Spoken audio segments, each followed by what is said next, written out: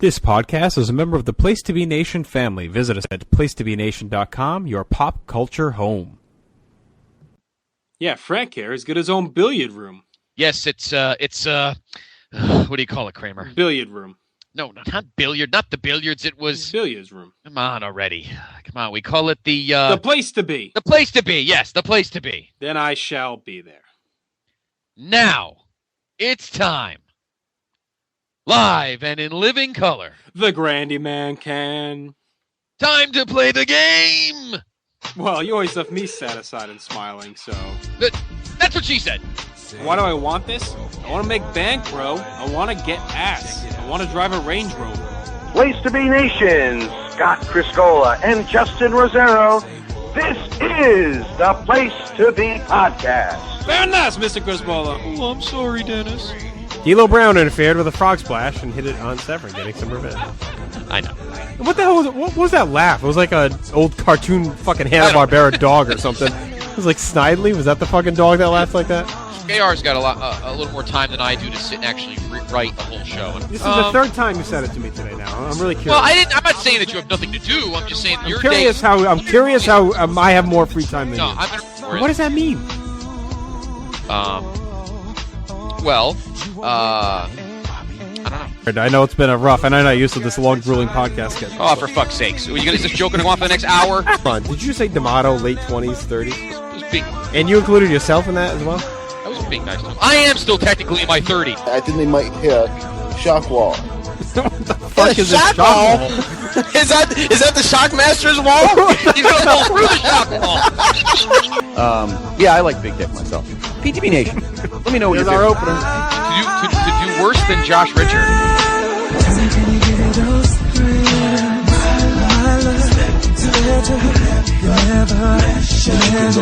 And hard and wide. You never find a love like mine. I know you hurt me. What you want, he'll never be.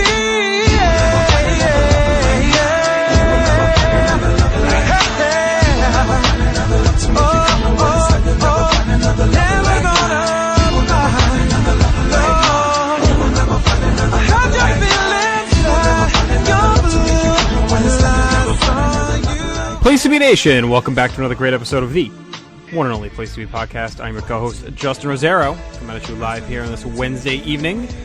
Just mere days, hours, until St. Mary's Extravaganza 2013. Scott, the forecast is looking shakier as we get closer here. I'm not liking it. Well, JR, good evening, and good evening, PTB Nation, to episode 238 of the Place to Be Podcast. Let's see what I have. Are you looking at AccuWeather, or are you looking at Weather Channel? I've crowdsourced all of them, and AccuWeather got ugly at the last tonight, like this evening. It was okay during the day. I mean, not okay, but salvageable. Manageable. Yeah. When I looked this evening, about an hour ago. Well, of course, as we've been documenting, precipitation is the enemy. It's not the heat. And it's summertime. It's going to be hot. Right. Well, now the latest forecast shows hotter, and it looks like maybe more legit chance of rain. Let's see. That's Norwalk. Tornado. Oh, glad I'm not going to be here. Hopefully, I have somewhere. Hopefully, a man cave still exists. Let's see what Coventry has on AccuWeather at the moment. No, I have mostly cloudy with thunderstorms. 89. And it does say a thunderstorm Saturday afternoon. That's the phrase that... Well, the one I saw, phone app, says like thunderstorm in the afternoon and then like showers around at night. Showers worry me. A thunderstorm can come and go in like 20 minutes. Showers I don't care for. No, because showers can linger, and we don't want that. So, PTB Nation, keep crossing your fingers. Let's have a quick moment of silence. Ask Mother Mary for nice weather. All right, and now we're back here with our second Scott, a rare two-bagger this week.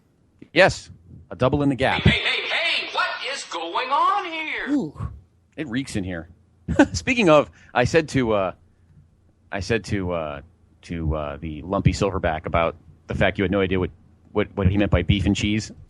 He had no answer. I don't even think he knows what beef and cheese of course means. Not. He's a fucking idiot. Yeah. You know what? It's beef and cheese, and between the S and the E is a comma. So. Yes. an apostrophe after the second. 7 fucking periods. Yes.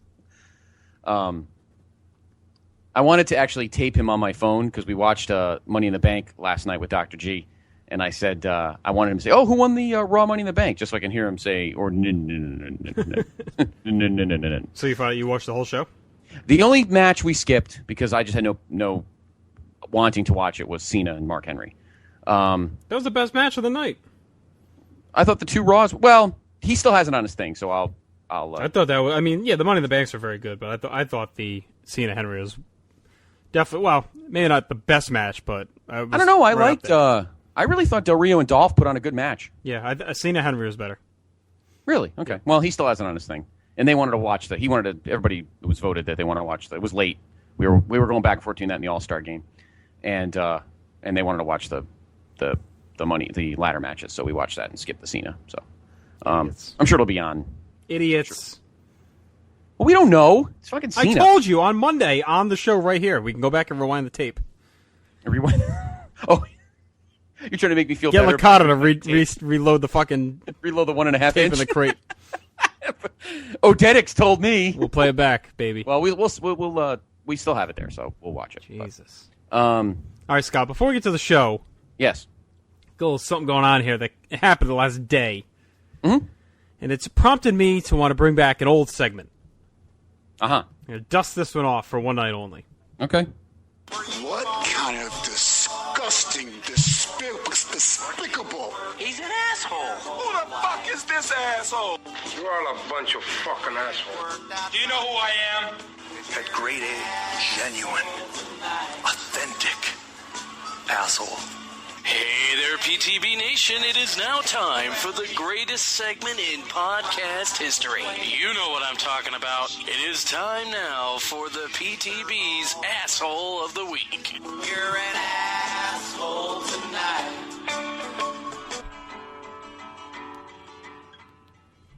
Scott. This better be good if I had to hear Derek LaRue's voice more than I need to. Rolling Stone magazine. Oh, God. It's a fucking rag. These fucking degenerate pieces of shit in some kind of try and get the world talking about a medium that's going in the fucking toilet anyway, this fucking rag, puts this fucking scumbag bomber from the Boston Marathon on the cover, the fucking Joker. And it's not that it's just like a story examining the bombings. It's not like they're showing him where he belongs, fucking bleeding out on the boat. No, we have him glorified on the cover looking like fucking James Franco or some shit. All fucking airbrushed and painted up. Like he's supposed to have a fucking sex symbol. This is I could not believe that. I haven't read the article yet, but I've heard the article is not good. Like I've heard it's deplorable. The way they try and portray him is this happy-go-lucky kid that got mixed up in some kind of Ponzi scheme or some shit of terrorism. Ludicrous, man. This kid fucking cold-blooded walked into a crowd of thousands of people, put a bag with a bomb in it, killed children, chopped people's legs off, murdered, destroyed families. For what? Give me a fucking break. And now we're going to glorify him on an American magazine cover? For what? To sell an extra 1,000 copies of this piece of shit dirt rag? I hope they shut it down. Fucking dumbasses. And I see everyone else, we're all talking about it, so that's what they wanted, but I hope no one fucking buys it. There's already stores pulling it off the shelves. CVS refused to put them on. They're pulling Rolling Stone off immediately. I hope their subscription goes in the fucking shitter. How a popular, promising student was failed by his family and fell into radical Islam and became a monster. Oh, he was failed by his family? Give me a fucking break. There's a lot of people out there failed by their family. They didn't go fucking put a bomb in a bag and leave it in a freaking crowd of 1,000 people and children. Fail. What a pussy. He was a pussy, his brother was a pussy, and Rolling Stone's a bunch of fucking morons. And we don't usually get into anything political, but this just really fucking pissed me off today.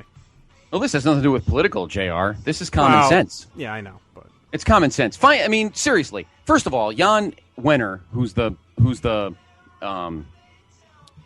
editor of or publisher of Rolling Stone, he fucking slept with Patty Hearst or whatever. I would have liked to see if Jan's little fucking son was blown to bits by this bomb at the Boston Marathon. Would this dirtbag still been on the fucking cover? Yeah. Look, I'm all for freedom of speech. We do it here twice a week. I'm whatever. But, use your fucking head. Yeah, there's no reasoning for this. Yes, we all know how the people at Rolling Stone think. They're all a bunch of fucking flower-smoking hippies. They've been that way for 50 years. I think if you count over history, I don't know who's been on the cover more, Bob Dylan or Jerry Garcia. And being hippies is one thing, but this is not the summer of love. Okay, even the Kennedy, Lyndon Johnson lovers of the '60s should not stand for this kind of thing. It's ridiculous. All right? It's ridiculous. Hit pieces on Bush are one thing. They didn't love the guy, and that's fine. All right, yeah, I don't want to get into all that. That's fine. My whole point is just that they put this fucking dirtbag on the cover, this ugly piece of shit, and they dressed him up like he's some fucking like Jim Morrison or something on the cover. And right. Rolling Stone covers are generally for rock star, celebrity, and you're glorifying them by putting them on a cover with this in a like a fucking dressed up photo. It's absurd. It's asinine. It is. Absolutely. I hope it's pulled. It's been a shit magazine for quite a while. Whatever. Fuck it. Their top 100, 500 lists are garbage. And now they're trying to... You know what it is, JR? This is them begging for help. That's what it is. No, they're looking for eyes. They're looking for trending Twitter topics and everything else. That's it. They're trying to get people talking. They're doing it to be controversial, and they knew this would tweak people, but it was low. This was fucking deplorable. Yeah, so it is. I don't want to waste any more of our precious I agree. airtime on it, but no, I'm sorry. I agree. When I first heard about it on the radio, and then fucking was reading about it, the asshole of the week was the first thing that popped in my head, and I can't think of a more fitting one that we've had in a long time than these dipshits. Yeah, no, that's Jan Wenner and all those fucking assholes for you. So don't even say his name again. Who cares? Okay. Jan. All right. I do want to talk about though, for many reasons. Before we start the Vault 2 tonight, a great moment last night at the All-Star game at Citi Field. It was nice. The ballpark looked nice. It was full. I don't see that very often. And actually, it was a sellout, 45,100 and something. But a great moment last night by both rosters, both the American League, well, more the American League because they were supposed to take the field. But even the National League guys that were up to bat and on deck stayed in the dugout after that less than stellar Sweet Caroline by Neil Diamond. And look, I've seen Neil, and he is awesome live. That was brutal. They used some cheesy karaoke version of Sweet Caroline, and he didn't sound... You should have sang What a Man. That's the hot karaoke song this week. That's right. But a wonderful moment when Enter Sandman blasted, and pretty much the greatest closer in the history of Major League Baseball got his last All-Star moment in the sun on his own, by himself, with the field empty. And then he warmed up, and he promptly got a 1-2-3 inning. A great moment last night. A lot of great moments. It was nice to see Tom Seaver back in the house. Yeah. The franchise. Just quick on Mo.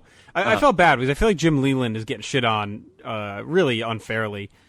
I thought he was in a tough situation. There was a close, tight lead, 3-0 in an All-Star game. You never know. You put in Nathan and maybe give up a walk, a bloop, and a home run, and now boom, or whatever. You're down. You might not even see the bottom of the ninth. No, so he did the right thing. He had to get Mariano in the game. I was fine with it. And actually, I kind of liked it in the eighth because it kind of gave you the time of him coming in. And then even after the inning, he got to come out and they got to shake hands. It wasn't the end of the game, you know what I mean? So you got to. Right. It was almost like his full inning. Yep. So it didn't bother me that he came in the eighth. No, anyone bitching about that to me was just looking for something. No, they're not thinking. Yeah, it's common sense. It was common sense. Yeah. They bring in Nathan. He gives up 5 runs, and then they lose. And then what? Then he doesn't play, and then he really gets shit on for not. And he really looks like an asshole. Yeah. So all right, so he didn't get the save. Big fucking whoops. No, the guy's been at how many All-Star games? He's given up nothing. I can tell you he doesn't give a shit. So I don't think we should. No, he doesn't. He was just happy to be there, and he got a great moment. It was a cool moment, and I'm fine with how that all went down. He did the right thing. Leland did the right thing. All right, let's get to the show.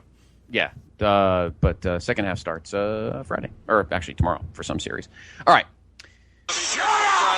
All right, I know you don't care about baseball. You care about football. So JR, after pretty much being on the East Coast for the better part of the last 5 months, I mean, we had Armageddon in Fort Lauderdale. We had the Royal Rumble, of course, at Madison Square Garden. We had we had No Way Out at my satellite office at the Hartford Civic Center. And one little thing, too, that I noted with you today, I didn't realize, they went right back to the Garden the night after No Way Out. Yeah. So, I mean, that was, 6 weeks after or whatever. They were right back 5 weeks after. They're right back in the Garden, which is kind of crazy. And a thing happened on that night that I didn't remember, and we'll get to that a little bit later. Crazy. So, when's the last time they were on the West Coast? I mean, they've been in the Midwest. Well, I can't remember the last pay-per-view. That's what I'm saying. West of Kansas. Well, let's see. No, over the edge was Kansas City, unfortunately. Well, I'm talking like West Coast. When's the last time? Oh, yeah. Well, that's what I'm saying. That's about as west as. I mean, 99 Rumble. Oh, well, let's see. Fully Loaded 98 was in Fresno. Okay, yeah. Oh no, 99 Rumble, I think, right? 99 Rumble, Anaheim. Oh, maybe was that the last pay per view they were out there? Yeah. Memphis, Philly, Providence. All right, Kansas you know what? City. Let's hit the Open, and you can think about it during that. Okay, because tonight, in one of my favorite songs by multiple artists, it's time to go out to California. It all began on March 31st, 1985. Welcome to the greatest sports entertainment spectacular of all time. Welcome to Wrestlemania! And from that historic moment on, the world has witnessed the greatest main events in sports entertainment history. Center stage at Wrestlemania. That was then. This is now. A fatal four-way elimination match. The World Wrestling Federation's biggest WrestleMania ever. See a McMahon in each corner. The fatal four-way elimination match for the WWF title. A dysfunctional family. What the hell kind of family did I marry into? Stephanie slapped her own mother. Into the worst hate biz. One man's dream will come true. One man only will raise the WWF Championship when the battle is over. Triple H, The Big Show, The Rock, Mick Foley. WrestleMania, where championship lore is born and legends live forever. This is the crowning achievement in sports entertainment. All right. Did you find out? Now I got a couple questions for you. Yeah, definitely the last time they were on the West Coast was the 99 Rumble. Okay. So, all right. So it's been over a year. So a couple points. Did you like how, to me, this was the first time for Mania where they really focused on the old stuff, like the legacy. Like we saw a little bit at 15, but I feel like this is the first time where we really, outside like 10 and stuff, where we really started to look at WrestleMania as like the continuation of a legacy. And I think what added to that was the All Day Long special, which was an 8-hour pregame show.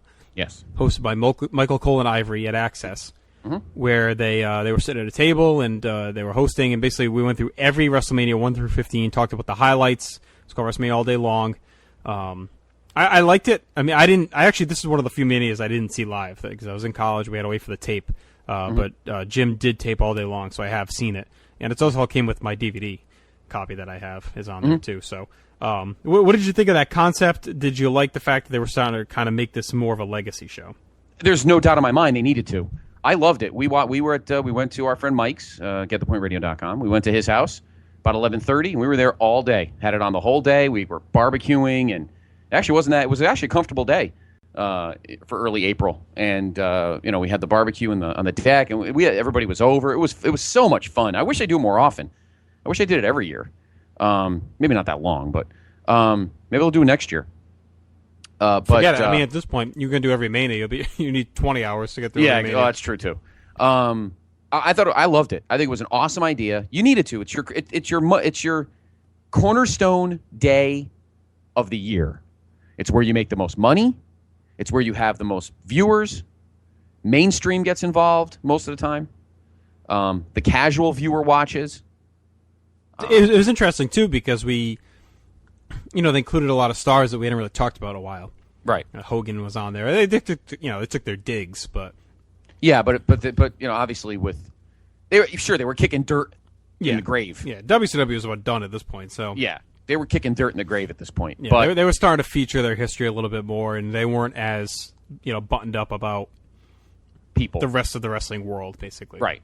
Nah, because they knew they were number one, so we didn't have to act that stupid anymore. And so let me ask you this, too. Did this feel like to you at the time like a WrestleMania? Or did it feel like just a bigger show? Well, we'll get into the card. I hated the card at first. Hated it. and we'll talk about that as we progress. But the all-day thing made it seem really special. Maybe not so much historically yet. I think the year after they really jack up the history feel at 17. To me, and we'll get there. 17 was the first one that felt like the spectacle it's become now. Yeah. Yep. To me, this is kind of the last, the building did help. To me, this is kind of one of the last normal Manias. Yep. And I think the all day was fun. That helps. It's on the DVD, right? It's on disc is. 2, I think. Yeah. Yeah. Good. I'm glad I have it. I might pop it in later. I haven't watched it in a while. I enjoy it. A lot of great stories. It also, for the first time, maybe ever. Well, not ever, but they kind of pulled the curtain back. A little bit, yeah. Voluntarily. I mean, obviously Montreal's a completely different beast, but... Was this the first... well, I know they've had access in the past. This is the first one of the current run, right? Now, this was the... Yeah. Since then, they've had it every year?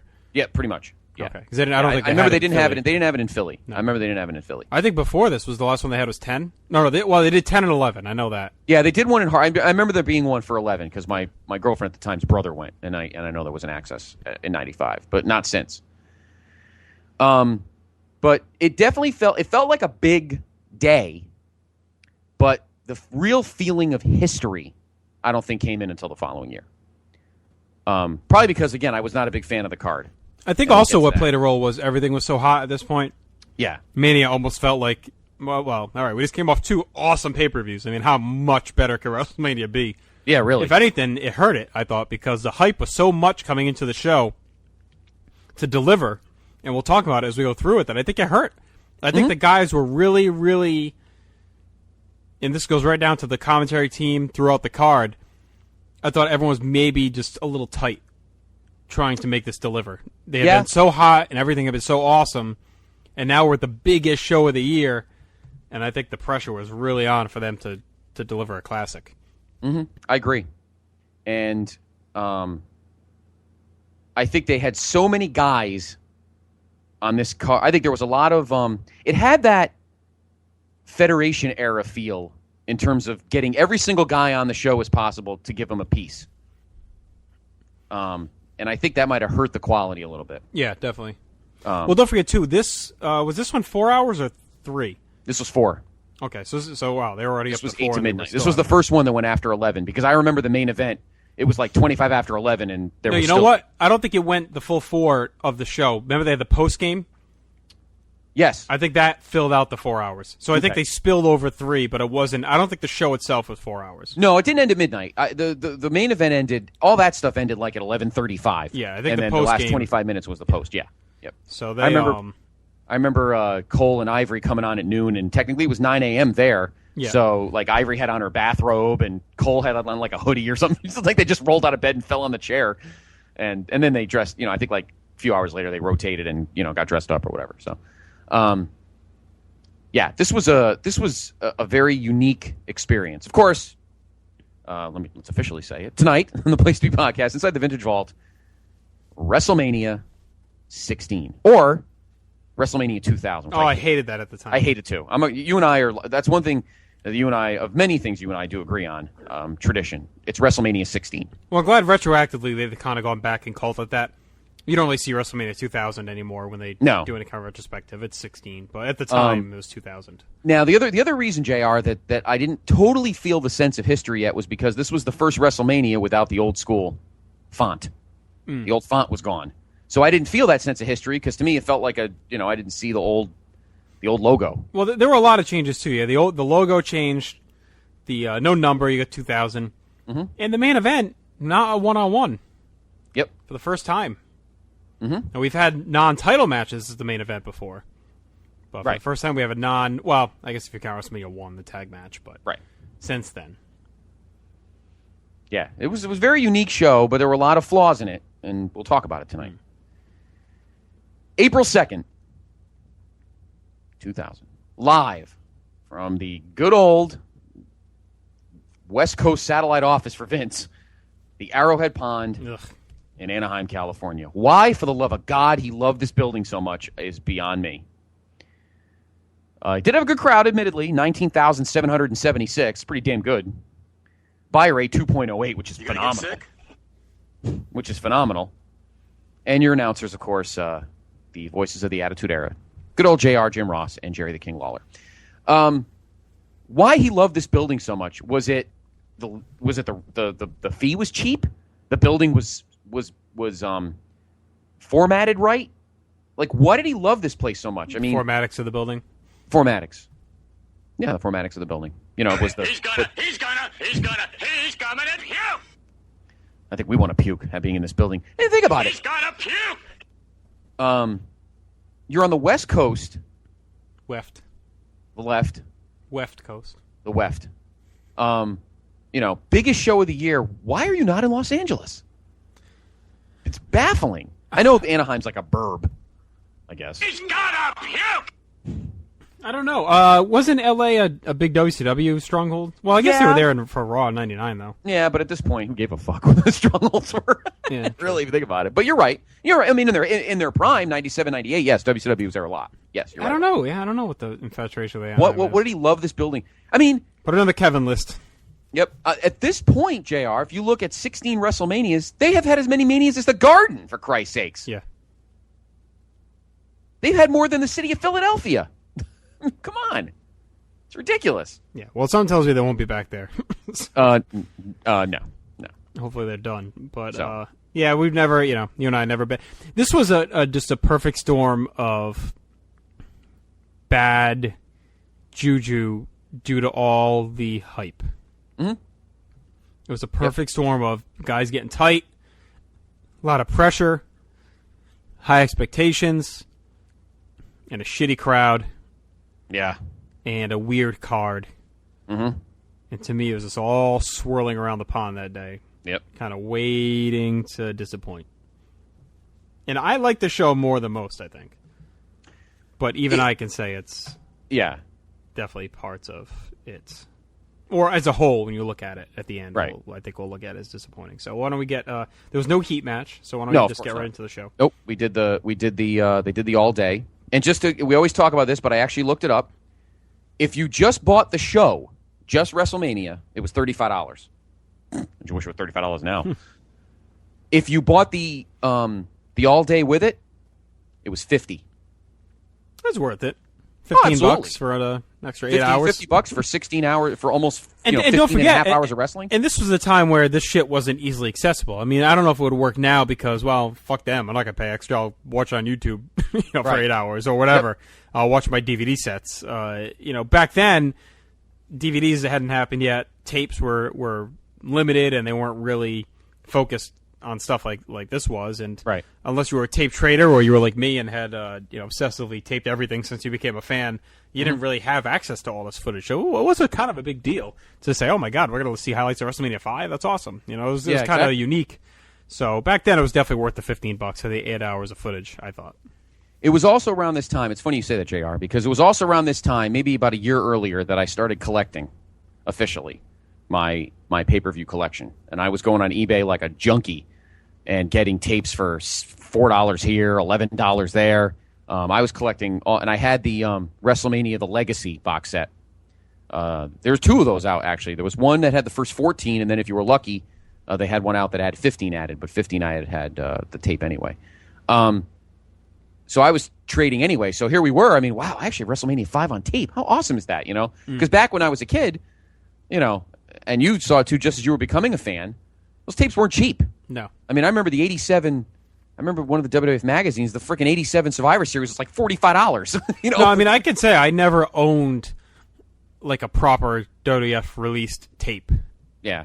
For a long time. I have that WrestleMania 3, but that was used from a video store. So I never actually bought their actual produced tape. Mine were always dubbed off or something like that. Yep. But, all right, let's get into the show now. Okay. In our first match, it's a tag match. Get used to this, folks. All right. You won't hear this bout scheduled for one fall very often tonight. Well, they're all scheduled for one fall. Well, they're all scheduled for one fall, but usually they'll say this tag team match or this triple threat, or they won't just say this bout. We have a combo here. Your boy, the Big Boss Man, and one of his new pals, but a guy that you should recognize. The guy's name was Bull Buchanan. But if you look very closely at him, you'll know who he is. And who was he, JR? Well, he was born Barry Buchanan. Mm-hmm. Started wrestling, joined the USWA in the mid-'90s, worked there for a while. In 1997, he was brought up to the WWF as... Recon. Yes, he was. Yes. He was part of the Truth Commission with Sniper and Kurgan, the Interrogator, and the Jackal. Yep. And the original Commandant. Yep. So he was there for a while. Then they did that weird short-lived tag team where Buchanan and Sniper were Armageddon. That was their tag team name for a brief run. Then he went to OVW for a while. Returned to the March 19th, 2000 edition of Heat under the name Bull Buchanan, dressed in a SWAT uniform, helped the Big Boss Man attack Midian, and they kept wearing the SWAT-style uniforms. Basically, he was like a protege to the Boss Man. Yes. Kind of as a rookie in training.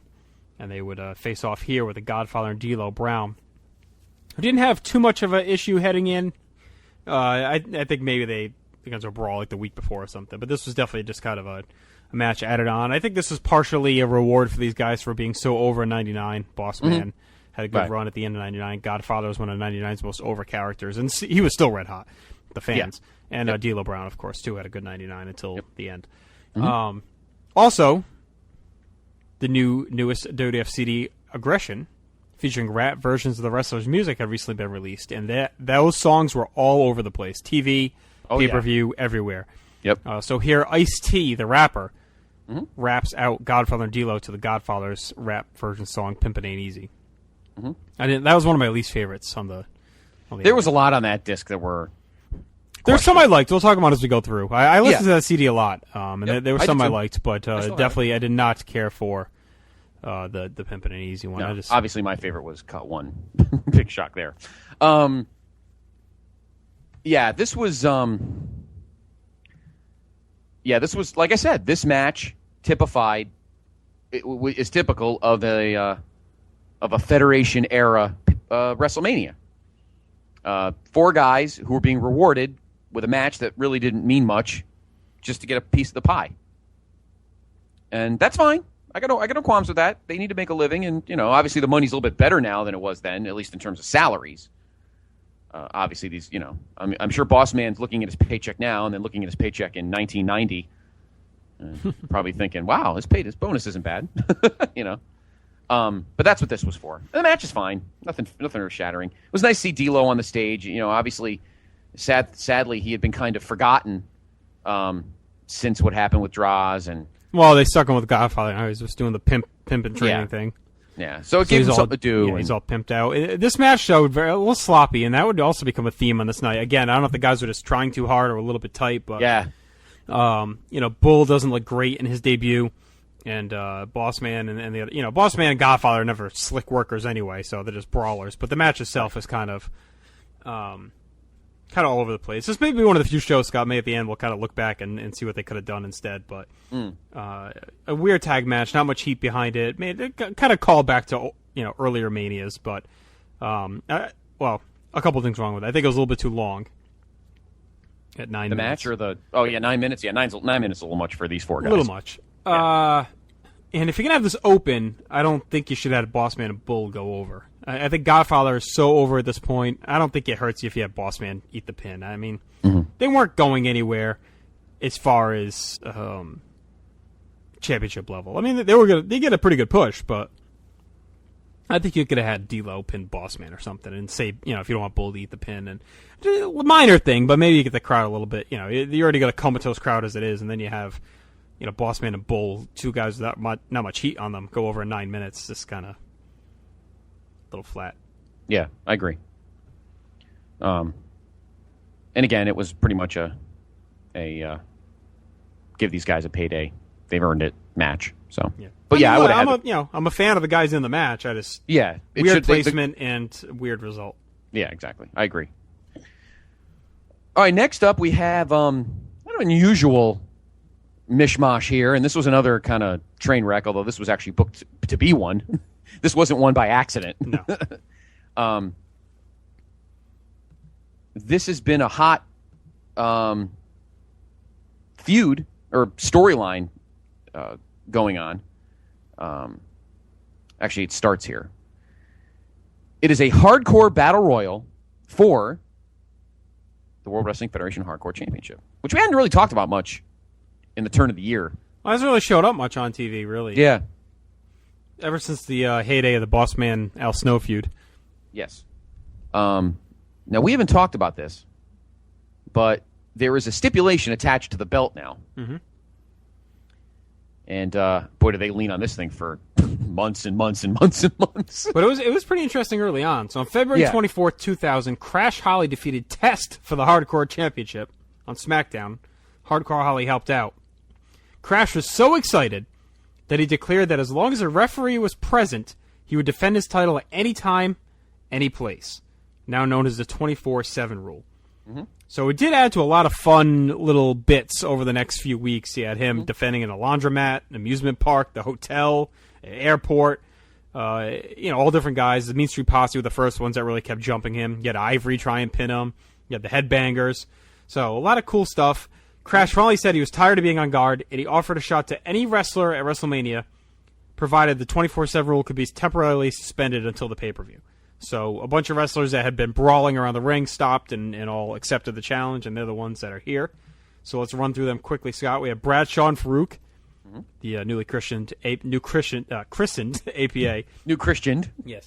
And of course, as you know, this was also around the time, not only were they the APA and doing that stuff, remember they had those awesome commercials where, little fake commercials for the APA, we need beer money, and he's like, oh, you got a Bud Light? We're out of Bud. You got a Heine? Out of Heine! And he's like, how about a Zima? And they just start laughing. So that was them. Did you know anybody who drank that? Zima? Yeah. I'll say Adam Murray did, maybe. Of course. Big shock. Put it in his latte. I knew a girl that drank it. Of course he did. Sho Funaki and Taka Michinoku. I'm having a hard time today. You having the heat stroke tonight? No, I think I'm just amped for this party. I just want to get here. Sho Funaki and Taka Michinoku, Kai and Tai, Mosh and Thrasher, the Headbangers, Hardcore Holly, Crash Holly, Rodney, Pete Gas, and Joey Abs, the Mean Street Posse, Viscera, and Taz. Taz had actually been involved with the IC title guys. And towards the end here, though, he got mixed up back with the hardcore division. So we'll talk about him later, maybe where he could have fit in. Mm-hmm. All right, Scott. So the rules here were whoever got the final pin before the 15-minute mark would be the champion when the bell rang. So before we get to the falls, why don't we just quickly talk about a few fun facts. Taka Michinoku, final pay-per-view appearance. Yes.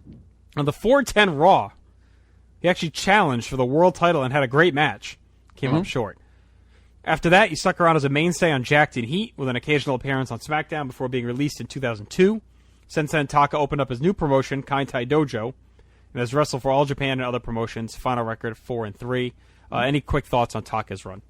Well, he got off to a hot start. He obviously got here because he was Sasuke's, or Sasuke, whatever they say, his shadow, and he ended up being, I think a lot of it had to do with, I think Sasuke wanted too much money, but, and he ended up being a mainstay for the first, 8 months of 1998. So right as the Attitude Era was blossoming, he was a big piece of it. Mm-hmm. And then again, the mid-card got a little bloated, and he kind of lost in the shuffle, which is sad, but... well, I think Kaintai had promise. The problem is they ended up turning them kind of into a clown show at the end of the year, and then they never really recovered from that. But the worst thing was at SummerSlam when pretty much the oddities beat the shit out of them in the worst way possible, which is in a comedic way. So I was disappointed. I thought Taka could have done a little bit more, and he'd have some good stuff throughout the rest of 2000, 2001 on TV. Mm-hmm. But he doesn't see pay-per-view again. Right. Also, the final appearance for our buddy Glenn Ruth, known as Thrasher. I don't think we need to get into the rest of his run. We talked about it extensively. You can go back and listen to our interview with him if you want to hear about it. He's 7-7, his final record. Yep. Also, the final pay-per-view appearance of the Mean Street Posse. Oh. All three men, like most of the Jobbers of the Stars, stayed on Heat and Jacked. Been involved in a storyline with Edge and Christian later in the year. Posse was taken off TV and sent down to Memphis for some training, and then were all released in June of 2001. Pete Gas made a brief return in a Legends Battle Royal 50th anniversary. Got a Where Are They Now in 2009. Pete Gas was working for WB Mason, Roddy owns his own landscaping company, and Joey Abs works for his family's auto shop. Pete Gas I've seen at the ShopRite in Stamford many times. He also played on their softball team too, WWE softball team. Well, I'm sure still buddies with Shane and everything. So. Oh yeah, and you surprised they didn't give them like? I mean, maybe they wanted to get out of the business, but I'm surprised Shane didn't keep them around even backstage or anything. They just didn't know enough. Well, they learned. I mean, I'm not saying they had to wrestle. You don't think they could have done? No, they learned as wrestlers, but what could they have brought to the table as, I don't know. Maybe gophers. Agents? You could be, I don't say agents, but maybe you help train guys, or maybe even put them, obviously they have some talents outside of the actual wrestling business. Could have put them in, legal, accounting, somewhere in the business, somewhere in the company. Yeah, something like that, or even, what's Bruno Lauer do? We talked to him. He runs errands, Yeah. Could have done that. I'm just saying it seems weird. Maybe they don't want to travel anymore. Maybe they wanted to settle down. Maybe they liked being close to here. Well, Joey Abs is, I don't think he's from... No, he's from Carolina. He's one of the Carolina. He's one of the Omega guys. I haven't seen Rodney around, but... He's in Jersey. Landscape management in Jersey. Yeah, Pete Gas I haven't seen in probably like 3 years. But I used to see him at the ShopRite. Not the one near our building, but the nicer one further down, actually close to Greenwich. And then I've seen him play on their softball team, so... I'm kind of bummed. I like those guys. They were funny. I really liked them. I was a big Mean Street Posse fan at the time. I thought they were entertaining. I liked, me, I'm a fan of anyone who throws their energy into the gimmick, as stupid as it is. And they threw all their energy, and they did all the crazy stuff with Crash. And you could tell they really enjoyed the time there, even though most of the time they just got the shit kicked out of them. They were just jokes. But I enjoyed them for the enthusiasm. All right, Scott, there's a lot of finishes in this match, so let's kick it off. 26 seconds in, Taz pins Crash. 1 minute in, Viscera pinned Taz.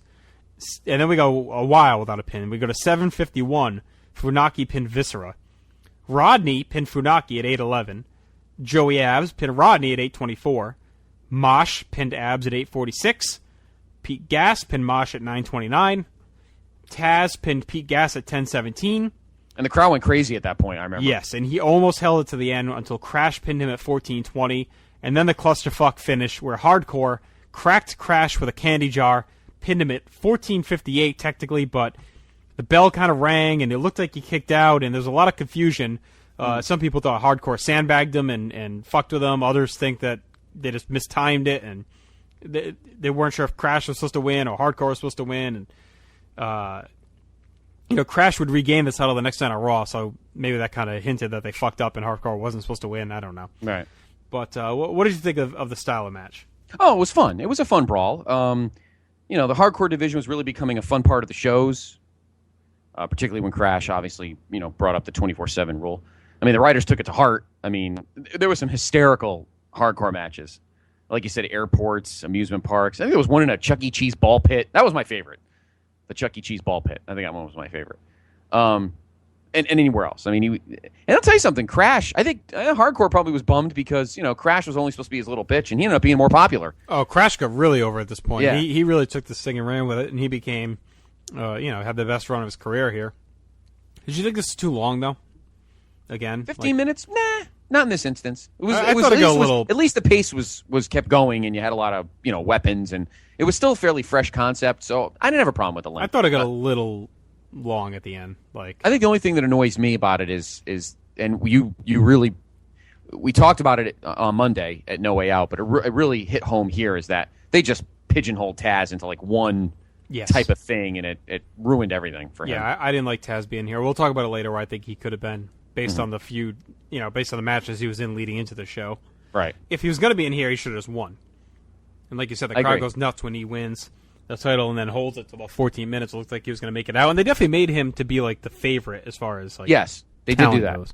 Yeah, but I didn't have a problem with the length. The length was fine. I think 10 could have gotten it done. I thought the last 5 was just kind of all right. It's a weird match when you know the set time. Like we talked about this at Iron Man's. Mm-hmm. You tend to zone a little bit. You know what I mean? Like, well, we know we got till 15 minutes. That's true. That is true. But at least in this instance, like I said, I mean, it went at a decent pace, and there was some. You had weapons and stuff, and that was still. Did you like the fresh format concept. though of the last guy to get the pin? Yeah, I did. I think it made common sense for the stipulation that you could just keep doing pins, and then whoever was the last guy standing at the end wins. No, it made sense. It made sense. Obviously, the ending was fucked up, and that kind of ruined the mojo. Kind of ruined the moment. But Yeah, I would. My only disappointment here is that they pretty much you pretty much knew here what they were going to do with Taz, and that's it's all jobber tag teams, Viscera and Taz. It's like Yeah. just, Mean Street Posse haven't done anything. Kain's Eye hasn't done anything. So Yeah. it's well, you get the APA in there. They've been booked pretty well, but other than them, there's really not too much else going on. And there's actually a cool segment at the APA where Crash had paid them off, and they brawled into the office. APA's office was a match between Crash and Viscera. And Farouk just smacks Viscera in the back with a 2x4. Crash pins him, and then they go back to playing cards, and like they're trying to get all the money before the money disappears or whatever. Yeah. So, a lot of cool stuff with the APA going on at this point. Everyone Yeah. hiring them on and off and kind of doing their thing. But Yeah, no, it was fun. It was fun. But I had no problem with the match. It was fine. Okay. What it was. All right, we get a video piece of the weekend at Access, which included, and they show them on camera, the two big pieces not at the show. Yeah. For the first time since joining the company in early 1996, Steve Austin not at a WrestleMania, but he was at Access, and missing just his second WrestleMania in 10 years, The Undertaker. Yeah, Taker There as showing well. up to me was more surprising. Like Austin, Yes. we had just seen him on TV. They did the interview at Halftime Heat. Yep. And they were kind of talking about him. Taker, they haven't even mentioned him, really. So to get that one little clip, and there were a lot of rumors that he was going to come back on the show as a Yes. surprise. I don't know if you remember that. There were a lot of... especially once they said he was in Anaheim. I think a lot of people, we're talking about disappointment or, toughness as far as enjoyment of the show and the quality of it. I think a lot of people were disappointed that neither Austin or Taker appeared on the show itself. There were rumors that both were going to be there. Yes, there were. Strong. Yeah. And both would be involved in the main event in some capacity. So, that was kind of cool though. But at least they were there. So at least honestly, if you bought a ticket to Access, at least you got to see the biggest stars. Taker was very nondescript in how he looked. That's for sure. And obviously, I'm saying that because of what's going to happen in a couple months, and we'll get there. And Austin looked like Austin, so it wasn't the end of the world there. So there was a piece from Access. All right. Again, probably one of the more entertaining, if not useless, matches of the show. Another tag match. Our second now, out of 3. A team called TNA. I didn't do har, but funny joke there. Not the TNA. That wouldn't be for another 2 years, but we'll tell you who they are in a minute. Taking on another team with a weird name. That team was called Head Cheese. Why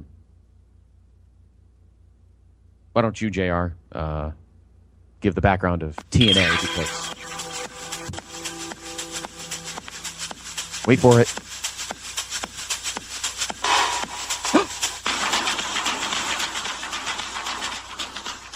Steve Blackman with a career resurgence here. Yes. All right, you want to talk about TNA first or Head Cheese? Why don't we'll do Head Cheese first because TNA, of course, we have a debut, and I could play 50 fucking songs for this one for you, but yes. All right. But this is a legit one because it's obviously a female. But we'll get to that in a minute. Yeah, All right, we had mentioned let's talk before. Head Cheese. Yep, Alsto had befriended the bland and boring Steve Blackman. Yep. Was trying his best to get the Lethal Weapon to show some charisma. So a lot of backstage vignettes where Snow would set up Blackman with a chance to show off his personality, and Blackman would always do something to screw it up. One week they went to a farm to milk cows, but Blackman would slaughter the cow with his nunchucks. Another week, Snow set up Blackman to do stand-up comedy in a retirement home, and he got heckled off stage. One of my favorite lines of all time from an old lady, "You suck, black man!" But I thought one of the funniest was Snow taking Blackman on a blind date with one of the girls from his therapy class, and Blackman had a Hawaiian shirt on, and he's trying to have a conversation, but this lady's just, like, insane, and Snow's doing karaoke and singing "You've Got Personality" in the background, and Snow claimed that Blackman was such a fan of cheese, and Snow was known for head, so they should be called Head Cheese.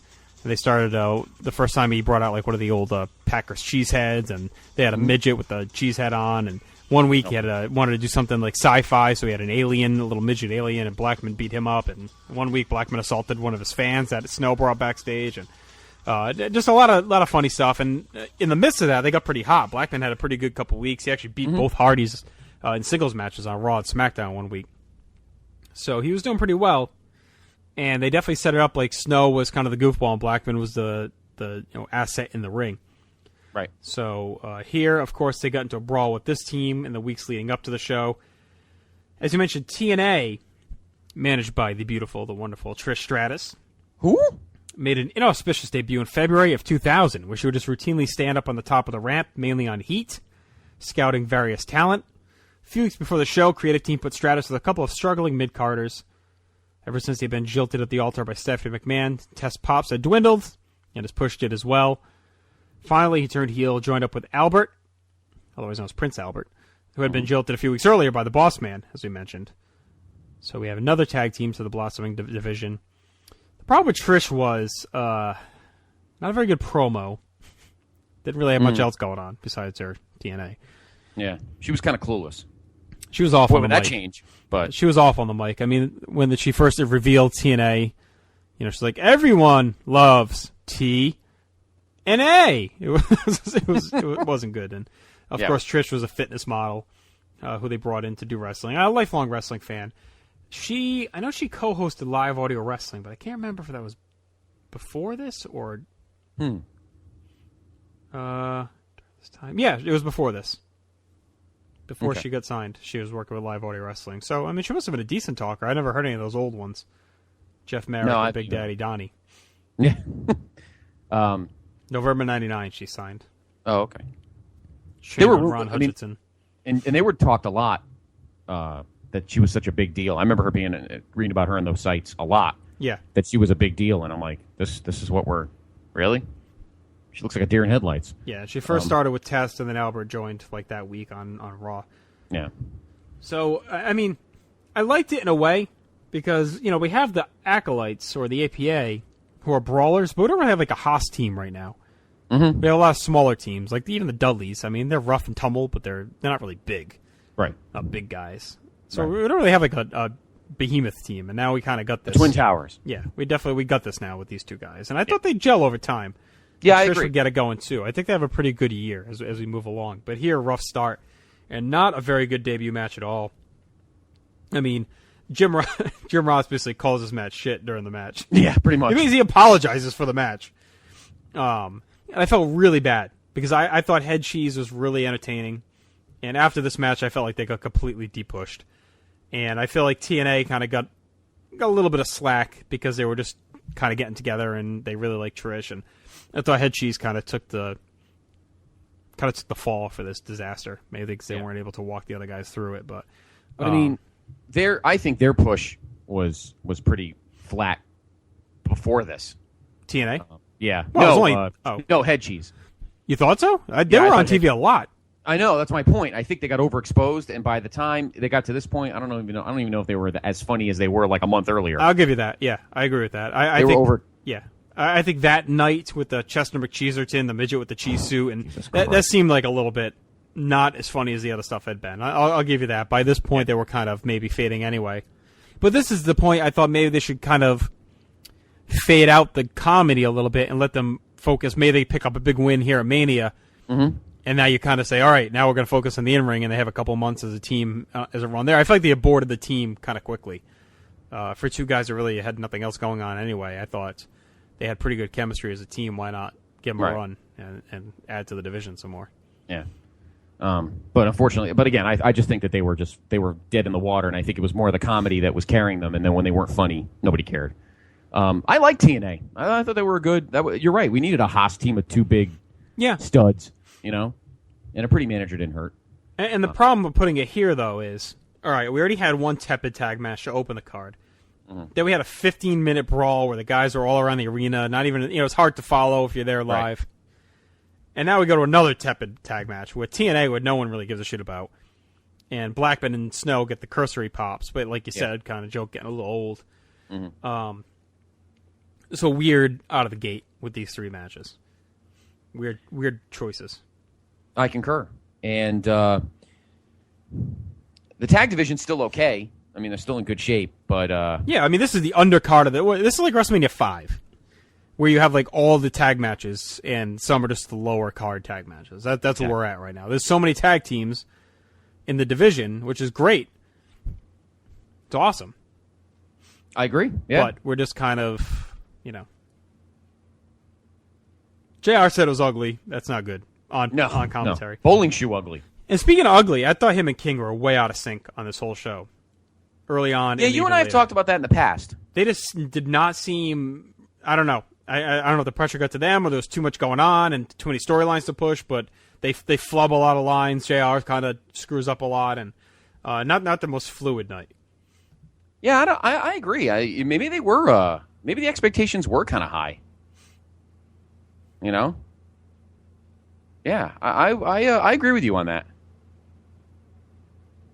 They definitely everybody seemed a little off. Maybe they were just going so fast and so hard from the start of the year. You know, we had a hot rumble. Because remember, JR, coming into this year, the February pay-per-view usually is just a placeholder. Well, this year, the February pay-per-view was scorching hot with big storyline swerves and all this other stuff. They might even have been gassed, which is unfortunate, but that match just could have been avoided. But, wow, another match with tag teams. But this one, I'll take any day of the week. We have our first title match of the evening. The World Wrestling Federation Tag Team Championships. And finally, JR, after all the back and forths, and we've talked about all these teams, the three of them are finally in the ring at the same time. Mm-hmm. This is one instance where a multi-entity match, no, yes. Obviously not singles, but fit perfectly because you had 1A, and 1B, or 1A, 1B, and 1C, whatever you want to call it. Hanging above the ring, the World Wrestling Federation Tag Team Championship straps. Hanging above the ring? What does that mean? It means ladders. And in a triple threat, triangle ladder match, they call it. Edge and Christian, the Dudleys, and the Hardys. Finally, all in the ring at the same time for one prize. That was the Dudleys tag team titles. Of course, they defeated the New Age Outlaws at No Way Out. Mm-hmm. Since then, had amped up the violence. On March 6th, they put the 76-year-old Mae Young through a table with a super powerbomb off the middle rope. Huge deal. Mae, in a wheelchair a week later, her boyfriend Mark Henry, in a handicap match against the Dudleys. A few minutes in, Bubba disappeared, wheeled out Mae Young, went back to the ring. They pinned Mark Henry, beat him down, went back to the ramp, and sent Mae Young off the stage through tables with another powerbomb. Awesome moment. The Dudleys were just on fire as douchebag heels. Yep. Although this should have finished Mae. Yeah, I agree. But it didn't. We'll get to her in a minute. So then after that, they had a kind of unique concept. It was a tag team battle. It was a tournament, mini tournament. Mm-hmm. And the 4 winning teams out of the 4 tag matches, so 8 teams were involved, the 4 winning teams went into a battle royal. And it was Head Cheese, the Hardys, Edge and Christian, and Too Cool, I believe. So Too Cool, the Head Cheese were eliminated. It was down to the Hardys and Edge and Christian. The Dudleys came out, beat the shit out of both teams. And later on it was announced that both teams would then receive the tag title shot. And the tag titles would be held above the ring for a ladder match. Now,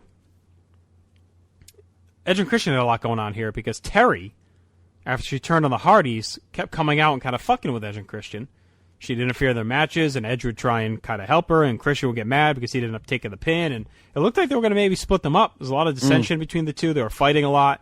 Yeah. And Terry kept getting in the way and screwing them up. So eventually, things turned. Mm-hmm. Edge saw that Terry had been faking an injury. He actually saw it up on the Ovaltron when she was kind of mocking them behind their back. He turned and speared her, and then Edge and Christian embraced and solidified their tag team unit. Good. Yep. The week leading into the show, each of the challenging teams spent the night on commentary for one match. So on Raw, you had Edge and Christian doing commentary. And on SmackDown, Hardys did commentary for each other's matches. Hardy seemed a little bit over their heads. Yeah. Edge and Christian, Scott, for the first time since they debuted, really, finally showing a little bit of personality. Yes. Made some jokes, made fun of Jeff Hardy's hair. Then they said, I think this is where we do a run-in. They got up, did a run-in, and came back and announced that they did a run-in. And it was like, whoa, where the hell have these guys been? Showed a little attitude, finally. So, for the first time, really, they seemed like, all right, maybe they're going to break out. Maybe they're here. Good. So heading into this match, who did you like? Or not who did you want to win, but who did you think was going to pull it out? The Hardys. I didn't think Edge and Chris. I didn't think the Dudleys were going to retain. I thought that the Hardys would. This was going to be their moment to actually take the brass ring that they kind of earned when they beat the Dudleys at the Rumble, and then were kind of lost in the shuffle. I think they did that on purpose. I thought, in my opinion, that the whole storyline, we talked about it on Monday, that they had kind of gotten lost in the shuffle. You know, they won the match at the Rumble and then lost to Edge and Christian at No Way Out. I thought this was their getting back and winning the titles. So the team I thought would win was the Hardys. Do you agree? Or do you think? Yeah, I think I thought the Hardys or the Dudleys. I definitely did not think Edge and Christian. I didn't think so yet either. Definitely did not. I thought they had just maybe showed a little bit of personality, but before then, really didn't have too much going on as far as like trying to establish them as the team.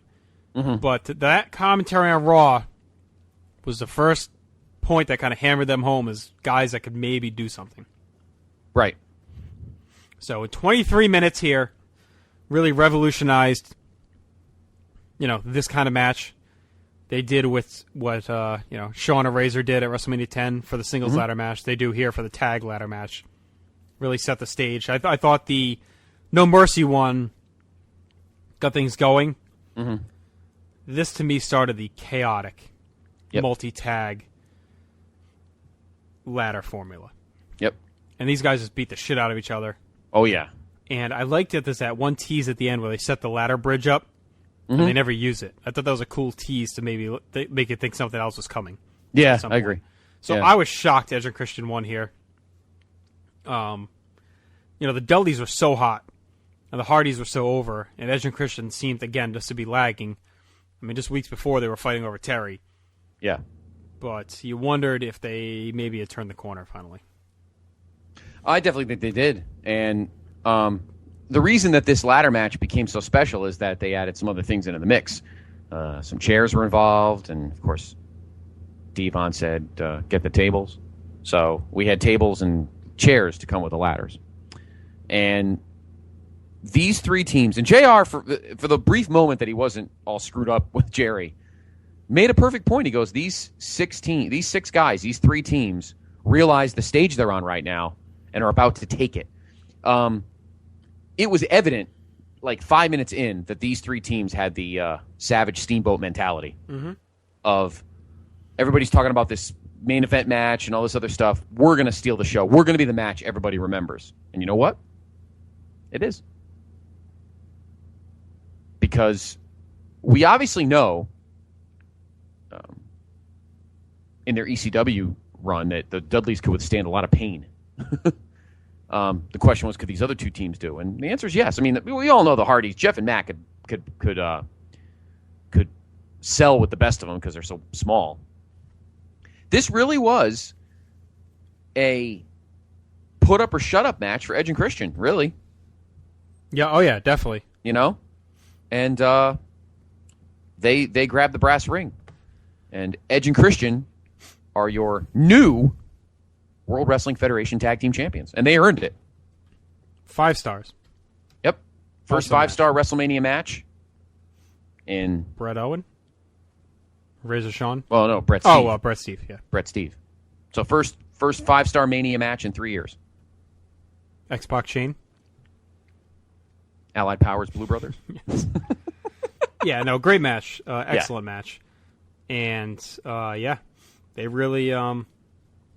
They got it done. They went out there and got it done. You thought the Allied Powers versus the Blue Brothers was 5 stars. Tag division just rolling. Oh, yeah, yeah. And we've had 4 matches, 3 tag, with 7 legit tag teams. I mean, when the hell's the last time we saw that? Yeah. We still got tag teams to come. Yep. So, big deal. Yes, we do. Edge and Christian, your standard bearers now, and they'll make... I'm looking forward to Monday night when we talk about Backlash because, holy shit, does stuff change between now and then for them. Yeah. Something clicked on that Raw in that booth. Yep. Before Mania. Yep. Did you think this killed the Dudleys' momentum at all? No. Everybody, they all had momentum. the match, the winning and losing was irrelevant. It was all about stealing the show. And they did that. Hands down. Hands down, they did that. And the momentum, no, they if anything, I think they made themselves even more badass because they were beating the shit out of the other two teams. I mean, the Dudleys brought the goods. Yeah.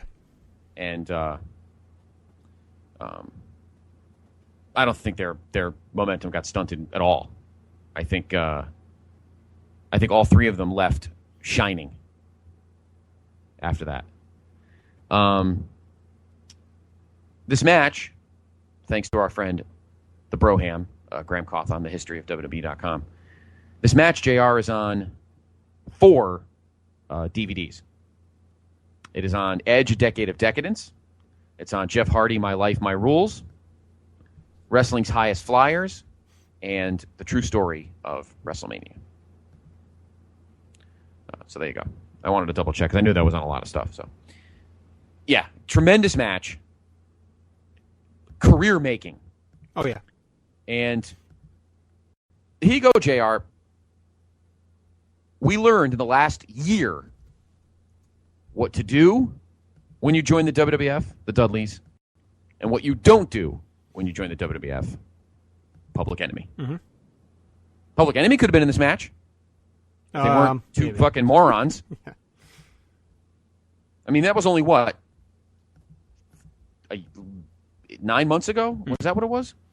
No, it was further back than that, right? 98? When did they come in and get roughed up? Yeah, it was 99 sometime. Yeah, it was 99. So less than a year, the team that was really the standard bearers of ECW's tag division before the Dudleys, who probably should have been in this match, acted like jack-offs. And Public Enemy was interesting. They got it. They worked that style well, but I don't think they had the connection that the Dudleys have with the crowds, with the fans. Yeah, probably. I don't think they. But they could at least give themselves a chance. Yeah, and they didn't. Well, either way, the Dudleys are here now. Yeah, exactly. My point. All I'm saying is, all these of the ECW alums that have poured in the last year, the Public Enemy did it wrong, and the Dudleys did it right. Simple as that. And the Hardys, they have so much. Edge and Christian, in the grand scope of things, needed this win more than the other two. Matt and Jeff were way over with all the teeny boppers and the girls. The girls dressed with all their dark out, the hair and the dark outfits and stuff. So they were over with the fans. The Dudleys were the heels and red hot just because they were just killing people. Edge and Christian, before their magical night on commentary, were just two dudes. So this was booked perfectly as the team that needed to win, because the other two were already set. They were good at chasing, particularly the Hardys. So definitely watch this match if you haven't. I know, obviously, most of the loyalists here at PTB Nation have definitely watched it. But if you haven't watched it in a while, watch it again. Definitely worth it. Because I'm curious to see if, I don't remember, JR, if the commentary even for this match was bad. Like I said, I know JR in the beginning had some good one-liners like he usually does, but even if the commentary is bad, it doesn't take away from the match. So, next up, the lone singles match on the card. And it's not even two guys. Terry, who we've been talking about often in the last few minutes, taking on the Cat in a cat fight. And they had a special guest referee. Who was that guest referee, JR? You tell me. Val Venus. Rhymes with penis. Exactly. Got it. He dropped off. Actually, I think he was off a little bit with an injury. Yeah. And then he had just actually come back a couple weeks before this. But the whole shit with Kat and Terry, after Terry got done fucking with Edge and Christian, she had done, kind of started being a bitch to the Kat backstage. Kat had really kind of faltered after the Rumble. Hadn't been on TV much, so Terry was kind of being a bitch about it. And she ripped or trashed one of Kat's shirts or something, and then Kat ragged down one of her skirts or whatever that stupid backstage shit. Yeah. So they ended up having a little bit of backup for each of them as well. Of course, Mae Young, after she got powerbombed to the table, and her thing with Mark Henry kind of faded a little bit. After that had happened, Michael Cole caught up with Moolah backstage. One of my favorite promos of all time. Yeah. Mae Young says that she didn't care about Mae, that Mae had it coming. What? She said Mae deserved it. She said Moolah's the Hall of Famer, not Mae. Mae's been along for the ride. She's taking all the show, all the stealing of the time on air. And she caps it with the greatest line of her career. I don't care if that bitch never comes back. In that South Carolina drawl. It was awesome. One of my favorite Moolah or any line ever said on Raw. I thought it was a great delivery because you never expected it. You know, it was yeah. Expect Moolah to turn heel and call Mae Young a bitch. It was pretty good. It was pretty funny. I hope that bitch don't never come back. So then we had, of course, leading up to this match on the show during the evening, kind of an Austin Powers-esque vignette where Kat was naked, but Mae kept handing her things to cover her tits up. So like it was 2 bottles of water, and then she had like the little shirt with the kitty cat over her the JJ, and so it was just kind of little stuff like that. And yeah, that was all the rage with Austin Powers. Just first one came out what, late '98? I think so. I remember '99. The second one was out. Let me see. Let me check real quick. I know. The second one came out in '99, so I'm pretty sure that. It came out. Let's see. Well, anyway, they ape it here with that before the match. And the first one came out May 2nd, 1997. Oh wow, really? Yeah. See, I don't think I saw it until '98. I didn't see the first one for a while, and then I saw the second one in the theater, and I liked it a lot. So I was really into the second one. The Spy Who Shagged Me. I like that one too, actually. Came out on. That had to be early '99. June 11th, 1999. Yeah. Okay. And then Goldmember came out in 2002. Yeah, Spy Who Shagged Me might be my favorite, too. Probably because... I liked it way better than the first one. Unbelievable in that movie. Oh, my God, she looked unbelievable in that movie. I wasn't a big Elizabeth Hurley fan, so I more liked the first one because of the humor, but Heather Graham looked amazing in the second one. And actually, Beyonce looked good in the third one, too. All right. There's not much more to say. This match sucks. Well, no, yeah, the cat fight setup was that it was like a sumo match where whoever got dumped to the floor first lost. So Kat actually loses, and I think Did Val heal a little bit? Doesn't he help her out? He helps out one of them. I think he helps Terry out. Yeah. Well, because it would lead to what he would end up having later on in the year, and we'll get to that. Things were definitely in the works for him. He must have been hurt. I think he got hurt because obviously he had a lot going on at the kind of the mid to end of '99, and then obviously as we would see throughout this year, he would pick it up again in a different way, which we'll get to. So I think he must have been injured, and it was kind of put on the back burner a little bit. So. Of course, Mae would give Terry give Moolah the Bronco Buster while Kat stripped Terry at the end there. So terrible. All right. Well, there's your one singles match for the night. We move on to guess what, JR? Another tag match. Wow.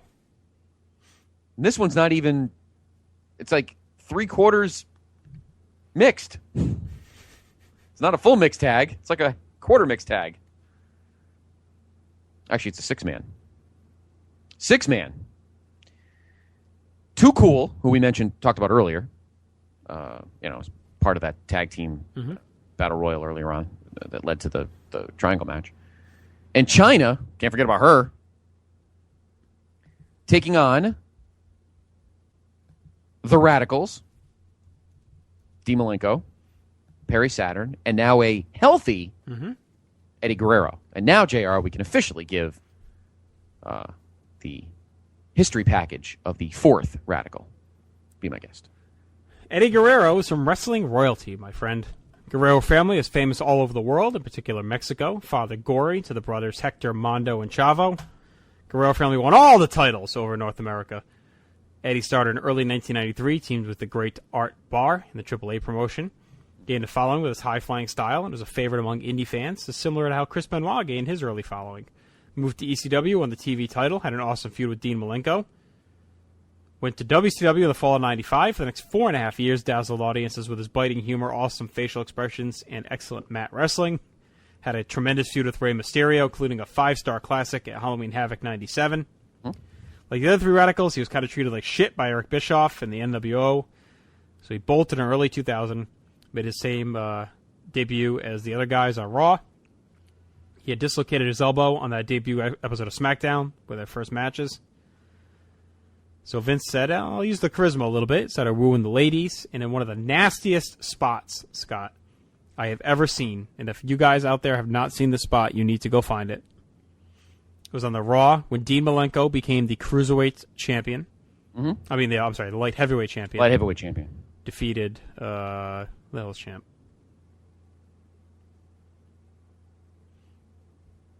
Why am I blanking? What's that? Who did Dean beat for the title? Not Scotty Too Hotty. No. Well, continue talking about Eddie, and I'll look it up for me. I'll look it up. So during that, it was S.A. Rios. Right, that's right. So we haven't talked about him. We'll talk about him next month. But S.A. Rios was the light heavyweight champion. Dean Malenko defeated him. But during the match, Eddie Guerrero caught S.A. Rios' valet, Lita. She was going for a hurricanrana. Caught her and powerbombed her on the floor, on the mat, and dislocated her shoulder. It was disgusting. He wrecked her with that powerbomb. It was one of the most vicious, stiffest powerbombs I've ever seen in my life. He just destroyed her on the floor with that. Yep. But he was back in the ring here.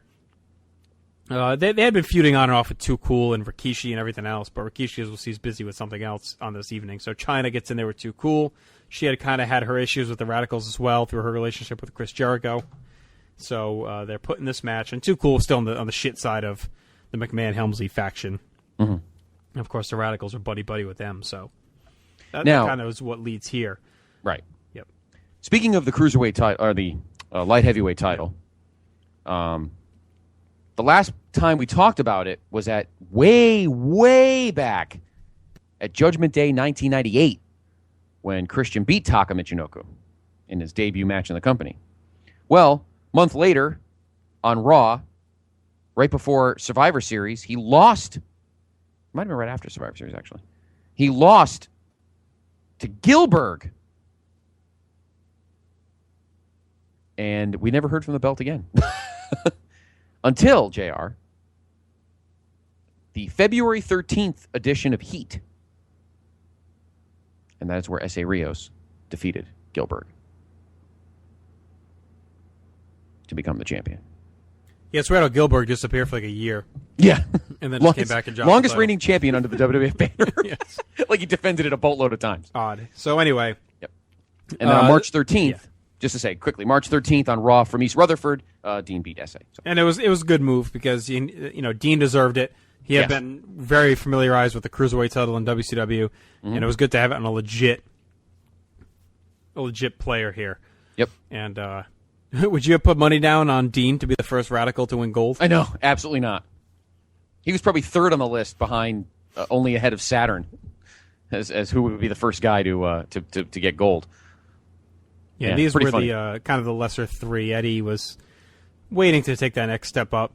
Mm-hmm. Benoit, of course, had already been kind of positioned above them. Yeah. To me, this was kind of another disappointment, Scott. Yeah. Second show in a row, these guys lose to Too Cool. The match is great. Match is very good. I would say it's great. It's solid. Well, it's good. Yeah, pretty good. It's pretty good. Pretty good. And we gave it a 3 stars. But yeah, why they keep losing is totally. Is this still the payback? Is this like paying your dues? I guess so. I don't know. They jobbed a bunch of times on Raw and SmackDown. Yeah. Well, at least these three did. We'll talk about the fourth in a minute, but yeah, this just was weird. Pretty good. It's pretty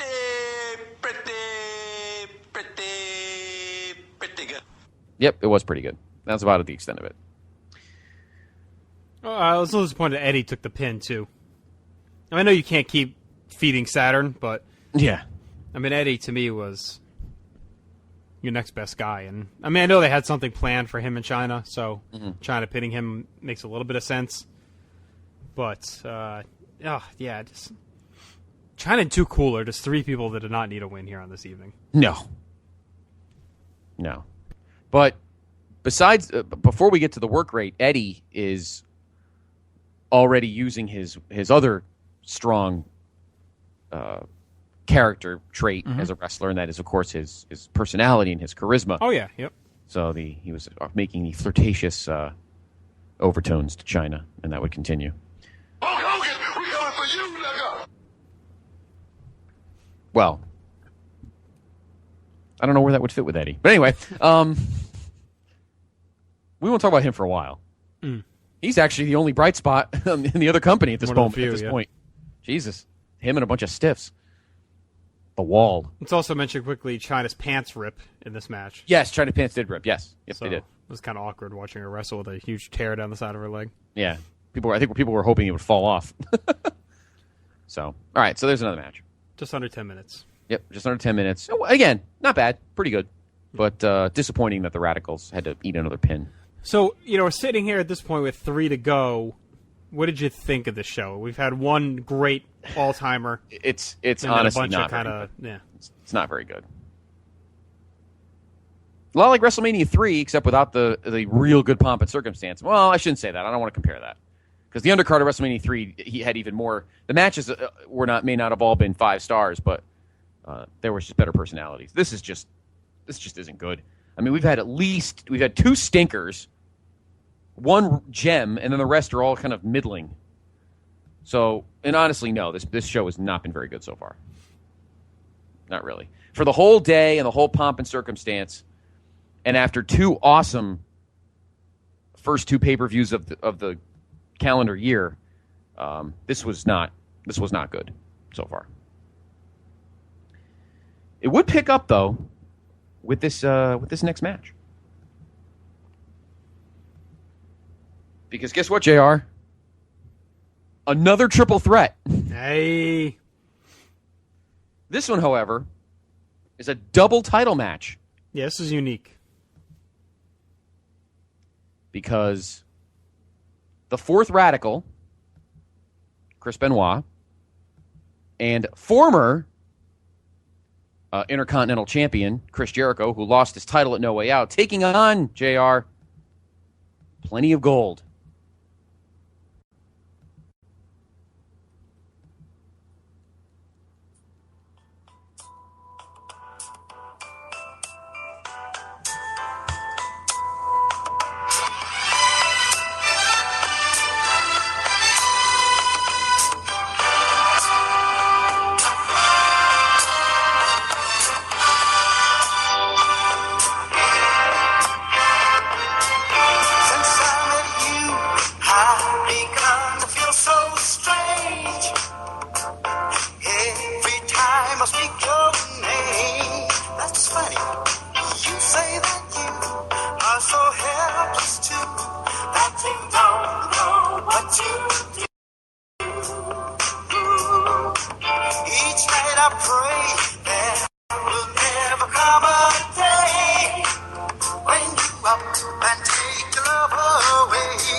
And I purposely actually put my thumb over the speaker to make it sound like I was turning the parlophone. I was going to say, as the Buick seems to be running out of gas.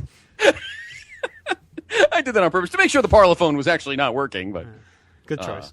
Gotta love the spinners. And it's very fitting because at this time, it did seem like Kurt and I were falling in love heading into WrestleMania. Yeah. He was just, again, phenomenal, and there's a big reason for that, Scott. Mm-hmm. He had taken on a new advisor, an occasional tag team partner. Mr. Bob Backlund. Wow. The true American. Oh, my God. Of course, the best was you call Mr. Engels.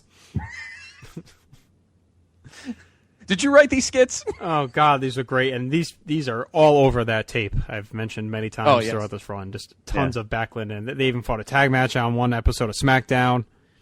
And Angle fought Sergeant Slaughter. That was a good one. He says Slaughter's redefining the new bees. It was like bald, bloated, and bonehead. Yes. And just great stuff with Kurt. Yeah. And again, Taz had played a pretty good role in this feud, and this is where I thought maybe they could have used him and just gone a 4-way. And maybe you kind of reestablish him a little bit. You know, if you mix him in with these guys, he could have hung with them. He fit in, and he was in the feud. He had, been back and forth with all those guys. So I don't know why they dropped him out of this. Yeah, I don't either. Because the matches would have been very good. They worked. They had some chemistry on the shows. So yeah, I think he could have fit in nicely and made this a 4-way. But this was like a dream match at the time. Honestly, Benoit elevated past the other Radicals into the title picture. Jericho, who's been picking up steam greatly, and then Kurt Angle just on fire with both titles. And he was forced into putting both on the line here, which he was pissed off about. He said it was a conspiracy theory, or he had conspiracy theories, conspiracy against him. Mm-hmm. On Heat before the show, he found out that it was Bob Backlund that had signed the contract to have him defend both, trying to do like tough love. Mm-hmm. Angle got pissed and put Backlund in the crossface, and that was the end of the relationship, sadly. So it lasted about a month, their union. I like that he didn't do one of his own moves. He actually put Backlund in his own. That was actually pretty cool. Yeah, they had 1 week where Backlund demonstrated the move on a security guard, and just all kind of cool stuff. Kurt was just on fire at this point, and his promo and in-ring stuff was great, and Backlund just added to it. And Mr. Engels will live on forever. Infamy. Benoit, on the other hand, had really just been doing his silent gimmick where he'd just been running through guys and had been trying to prove a point that he was the best and that he deserved to be holding the gold. And Jericho, of course, looking for revenge to get his IC title back from Angle. So, did Backlund think that Jen was his sister? Yes, right. So what was your thought heading in? Were you pretty excited about this one? Oh, I was stoked. Obviously, next to the main event, because the tag match I had no idea. That came out of left field. But this match, you knew. Right. You want to talk about 3 guys that wanted him. Another 3 guys, at least the one thing you had to say about expectations for the show, JR, is that you knew all these guys were loaded with talent, and they really wanted to make a big point here. So just as much as the 3 tag teams, these 3 guys, holy shit. I mean, you're talking about work rate studs right here. I was so excited to finally see Benoit on his own stage with the WWF, kind of branding and that atmosphere, and this was his chance to be like, look, see, I was fucked over in WCW, and this is my time. It was really good. It was really good. You think they got kind of screwed on time? I feel like we gave all those other matches, the stupid hardcore got 15 minutes, the opener got 10. You didn't even need the stupid catch fight. And here, these 3 guys, these 3 studs that could probably go a half hour if you wanted them to. Yeah. Have a 2-fall match they got to get through for both titles, and it's only 13 and a half minutes. I agree. Yeah, they definitely got screwed in that aspect. Yeah. I thought maybe the stipulation kind of what's the word I'm thinking of? Hamstrung them, but maybe not. Maybe they still could have had more time. Maybe the first pin could have gone 10 minutes, the second pin could have gone another 10 minutes. Yeah, they should have gotten at least 20. Yeah. No doubt in my mind. That's the only deterrent, and I think it hurts a little bit the match. I also thought it was just a little choppy. I thought they had a hard time fitting into the kind of triple threat format. Yeah, I mean, the way those guys wrestle and the style, that really quick way of going about things, trying to share space, share time is not easy. When you're trying to tell a story, as those kind of wrestlers are, it's very hard to try and split, It would be a while before people would start coming up with the whole pairing off thing. One guy sits out for a while and the other 2 go for a few minutes, and then we change the pairs. And that thinking didn't seem to come into play for a little while. And I don't know really what they were trying to do. So maybe they were just like, let's try and do our best to kind of meander through things and pair off, and I think they were they struggled to try and find that right tempo. Yeah, and again, still a very good match. Yeah. Oh yeah. Still very good. Yep. Just like as a kind of a microcosm of the whole night. Expectations are so high that we were bound to be let down a little bit. Yeah. I don't think there's any way around it, sadly. Yeah, and obviously to make it better, Kurt loses both belts, and doesn't get pinned. Right, so that added to the whole conspiracy piece of it. Now he's like, what the hell? Not only did I get forced into defending both of these, now you're friggin' I lost both, and I didn't even get pinned. Yep. So Jericho wins the European title. Benoit wins the Intercontinental, which was a good move. Did you think it was weird that they had the IC title match first? Yes. Yeah, I did. I would like to have seen these two flip-flopped. I would like to have seen Benoit get the last pin of the match. Yeah, so Benoit pins Jericho 754 with the flying headbutt, and then Jericho pins Benoit with the lion salt. So that would kind of kick off their feud and filter Angle out of it. Yep. And Angle would go off to do other stuff. Were you bummed afterwards? You didn't think did you think after this match that Kurt was getting de-pushed? Losing both belts, or no? No, I mean, I was disappointed. I thought maybe he'd at least retain one of them. But with the other two guys, I liked them too, so I wasn't really heartbroken over it. And I didn't think he'd be de-pushed. I knew he was too good. Right. Although it does seem like it over the next month that we'll see. It does seem like a little bit, but I knew he was way too talented, and they saw way too much in him to bury him after this. No, absolutely. Absolutely. All right, did that pick up the show for you at this point? Yeah, and just one other point on that. He didn't get pinned. So even though he lost both belts, they still kept him strong. Yep. So that's another sign that, no, they didn't lose any faith in him. No. And the fact that they had Benoit and Jericho pin each other proved to me that they still held Angle very highly. They needed to just get They needed to get the belts off him because they just had those two needed it to get themselves started, and Kurt had obviously not needed them any longer, and it was time to move on to something else. People forget that Kurt was a European champion. It's almost like a forgotten line on his resume, and he was a European champion. All right. We are 7 out of 9. Let us take a break. Process this in your heads, PTB Nation, because it is a weird show to kind of wrap your head around. Is it really good? Was it a lot of sizzle and not much steak? Oh, we got 2 matches left to see if that question can actually be answered. So we'll continue on in a moment. But first, a word from our many friends and sponsors. Because Papa ain't soft, set up in the hood. Ain't no love lost, got me mixed up. You drunk them licks up, man, cause I got my dick sucked. And my balls lit, forfeit, the game is mine. I'ma spell my name one more time, check it. It's the N-O-T-O-R-I-O-U-S. You just lay down slow. Recognize a real dawn when you see one. Sipping on booze in the house of blues. I'm going back to Cali. Promotional consideration paid for by the following. What I'd like to have right now. Chad, do you ever feel that the world revolves around WWF? I think you mean WWE there, Barf.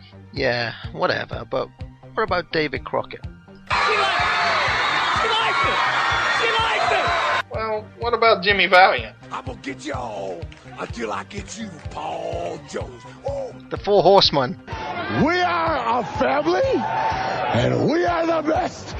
The Omni, the Dangerous Alliance. Please welcome the newest members of the Dangerous Alliance, Arn Anderson and Larry Zbyszko. Jim Cornette and the Midnight Express. The Fantastics are putting the U.S. Tag Team title on the line against the Midnight Express. Main events with actual work rate in them. Woo!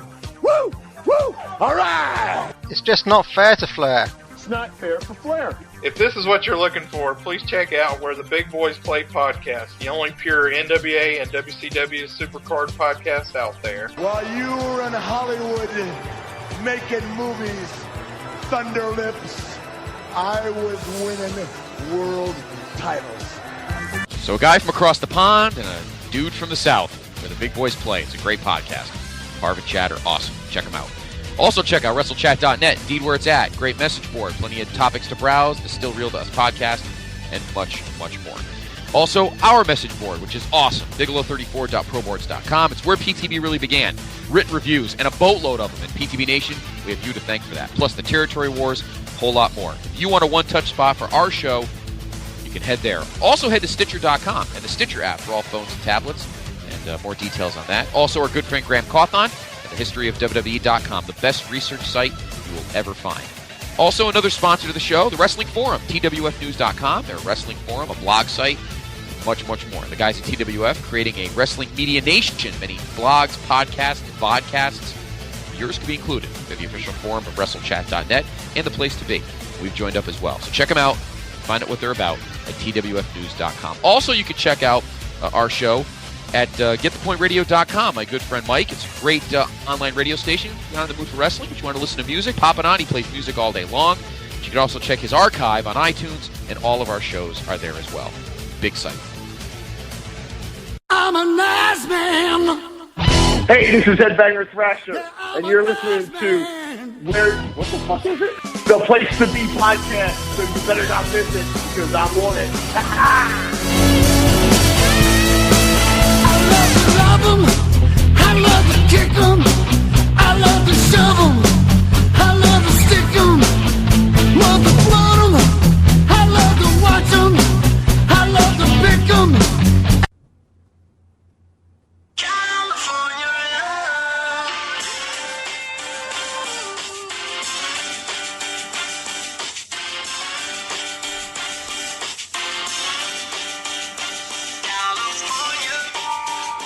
All right, Scott, we are back.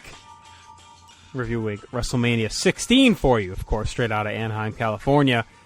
Pretty funny timing. I have the SBs up on TV2 here, and right when I was playing that Biggie cut heading into the break, they showed Puff Daddy in the crowd. Odd timing. very nice. weird. Very nice. And, of course, right before I play this, then they showed Snoop, so odd. It's like they knew. They're listening in. All right, we have 2 matches to go.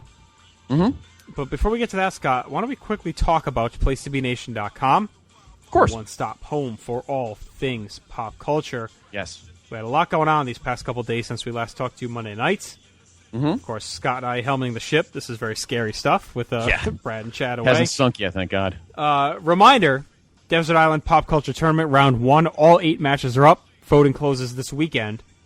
So get in there. If you go to the front page right now, it's the top thing. You can click on that. It'll bring you to all 8. You can just go in and punch your votes in if you haven't. Off the Top Rope, episode number 21 podcast. They reviewed One Night Only 97. Michael Waldrop and crew. Check that out. Yep. Making his debut on Place to Be Nation, Andrew Duvall is going to be doing a series called The 1,000 Films You Need to See. I am so looking forward to this. Entry number 1 was Jaws from 1975. Oh, fantastic movie. Does a great job reviewing that. Jen Engel chronicled Taylor Swift's 4th of July celebration out here in Rhode Island. That was pretty funny. It was a picture essay that only Jen I enjoyed that. and her stylings can do. We had Steve Rogers looking back at WWF New York. Now that spawned from us talking about it last week, and he ended up doing a kind of a deep dive on the restaurant, which is kind of neat. I got to read that. I haven't had a chance to read that one yet, but I was there many times, so I can relate to it. Steve also live blogged the All-Star Game last night. Kings of Sport are back, episode 18. They talked about Yasiel Puig, as well as Trayvon Martin, so they get into that quite a bit. Todd Weber's got his issues, talked about Justice League and Hawkeye. Bob Colling relived the feud, Jerry Lawler versus Bret Hart, and of course your Raw recap as well. So those are kind of your last 2 days in the nation. Some good stuff coming up over the next couple of days. We got 2 Reach pieces to close the week out here. We have one on the under-19 USA basketball team. Oh. And then he's got a movie, a series of how similar movies come out at the same time, how it affects one or the other. Oh, okay. That's currently going on right now with a couple of movies about the White House. So kind of an interesting piece there. We got a lot of other stuff planned as well. We have a debut from Katie Price on Surprising TV Deaths, kind of. Yep. Kind of a take on what Jen did. We have, of course, the Hard Traveling Fanboys back tomorrow with their next installment. It's Nick Duke and Greg Phillips. Yep. One of our favorite columns. We have what else we got coming up here? Well, I will have my Impact review up. We got that. I got NXT from Michael as well. We got Grapple Talk Rewind coming tomorrow. Callum Leslie later in the week. UFC 6. Your NXT review, or your Ring of Honor review will be up as well. Yep, SmackDown review will be up, courtesy of Matt Petticord as well. So that'll get you through the next couple days into the weekend. And then from there, Brad and Chad will be back at the house, and things will be back to normal next week. So we can go back to our usual job of sitting in the ivory tower and pointing. That's right, and yelling at Brad. So there is your update on Place to Be Nation. And, of course, coming soon before you know it, we'll be having our massive college and NFL previews as well. I have to sit with Chadley when he gets back from his boat, and we got to set that up. We got a lot of good college football, and of course, JR, you have a nice cachet of talent to get us ready. Yes, for everything. They're all on board. Finally, we got the calendar out when all the work they got to do. So things are looking good there. So keep supporting the site if you haven't already, and also if you're interested in writing, let us know. always looking for new talent. Definitely. Any subject, sports. pop culture world. Yeah, sports. Yeah, we're looking for sports. We're looking for music as well. Mm-hmm. If you're into reviewing CDs or you want to talk about any genre of music, let us know. We're definitely looking for that. Yeah. And anything, really. We have a great new video game personality coming on next week who we'll talk about as well. We'll get into her. 3 females we're going to be up to next week at this time. That's awesome. Very exciting. Yes, Finally getting a little diversity. Yes, very much so. So there you go, PlaceToBeNation.com. Visit it once, visit it often, and follow us on Facebook as well. Please. We know there's thousands of you that listen to the show based on our numbers. There are not thousands of you clicking through, so we ask you if you can to spend a few minutes, get us some hits, help get us our popularity up. Share, You'll enjoy it. Share our You'll updates. enjoy it. We got a lot There's of something good for stuff. everyone. It's like Warwick Mall. Yep. You can walk through the food court, stop in the wrestling figure store, and then walk by the big TV and see that Nesson is off the air for 15 minutes. Greatest moment in yours in my life, walking through the. That's right. That's very entertaining. The only thing that would have been better if Dr. G was there, so he could rub it in all their faces. Exactly. Yes. Shake the screen down. Wendy could be on the phone screaming at someone, calling people "Hey you." So, all right, back to Anaheim. We have oh wow, I didn't realize this. We have another tag match. Holy shit! Well, we're due for one. It's been a while. As another feud continues. Yes. Jesus Christ. Yeah, one continues, but a new union is born as well, Scott. A new marriage, a new relationship. Yes. A new love. Yes. The continuing feud between that guy and X-Pac continues. This time, though, there's some tag action. Kane. Well, actually, let's go to the other side first. All right, I got to take beef just quickly with this SB. Best game. Miami versus the Spurs. First of all, Miami gets to accept the award. I guess they won. It's kind of like Bigelow accepting the RSV Best Episode Award. And how does the Bruins and Maple Leafs not win that? I know, seriously. That was nominated. Oh, my God. Well, I mean, and seriously, the only reason that game is any good is because Ray Allen hit that 3 when whoever was standing next to him should have thrown him into the fucking 6th row. Even that Bruins Blackhawks game. Yeah. Triple overtime. Ending sucked, but game 1. Well, that ending sucked too. It was a great finals. They should have given the whole finals. Should have gotten the award. I'll accept it, even though we lost. It was a great series. Boo. Oh, any NFL nominees? Honestly, I wasn't. I looked away. I don't know. Were there any good games? I'm sure there were a few off the top of my head. Any playoff games? Well, you could say that Niner comeback against the Falcons. Yeah, and Atlanta-Seattle was really good too. Atlanta-Seattle's very good. You were both comebacks. Yeah. Well, one almost comeback anyway. Okay. So X-Pac has a new partner. Yes. It's the D-D-D-D-D-O-double-G. Hey, baby. No, not him. The Road Dogg teaming with X-Pac. Why? Well, we talked about at No Way Out that Billy Gunn injured his shoulder before No Way Out. Yep, SmackDown and before. Of course, on SmackDown before. And then, of course, they lost the tag straps to the Dudleys. Well, the next night on Raw, from the Garden, how about that? Tell them what happened, JR. Well, Triple H and Stephanie granted X-Pac and Road Dogg a tag title match with the Dudleys. And Billy Gunn was pissed that X-Pac got his slot. Even though his arm was a sling, he said, I can compete. And they basically told him, no, you can't. And Billy said, even with one arm in a sling, Triple H, I am better than you. Well, the game did not take to that very well. And DX turned on Billy Gunn, beat the shit out of him, and officially kicked him out of the group. So Billy Gunn off to go rehab and now out of DX. So we have Road Dogg and X-Pac X-Pac basically slides in now, which kind of made sense because he's done with this feud with Kane after this. And the singles portion of the mid-card is pretty loaded right now. There's not really a lot of room for him. So let's make another team. And I thought it's weird. In a way, it almost freshened Road Dogg up for as played out as him and Billy seemed. I thought this helped it was like a modern day because X-Pac brought a little bit of youth. Mm-hmm. I still feel like they were presented as a veteran team and not like legit contenders, but players because of their position in the company with the politics with Triple H and Stephanie kind of made them a little bit lethal. So I liked it. I thought it was... I liked that they did this with these two guys. Yeah, I do too. I thought they looked like they fit better than Billy and Road Dogg did. At this point, yeah. At this point, yeah. I think Billy was due to have his own time. Maybe not, obviously, to the level that they thought they were going to have. His own time with the DL. He was definitely due for that. Yeah, That's yeah. fine. Yeah, I thought it worked well. I think they needed to continue. DX as a DX would, well, they were still together. That would start to refade though again through time. But yeah, no, I thought they worked well together. I was excited. I liked Road Dogg. He was one of my favorite guys at the time, so it was nice to see him still on and still being used. Kane's partner, JR,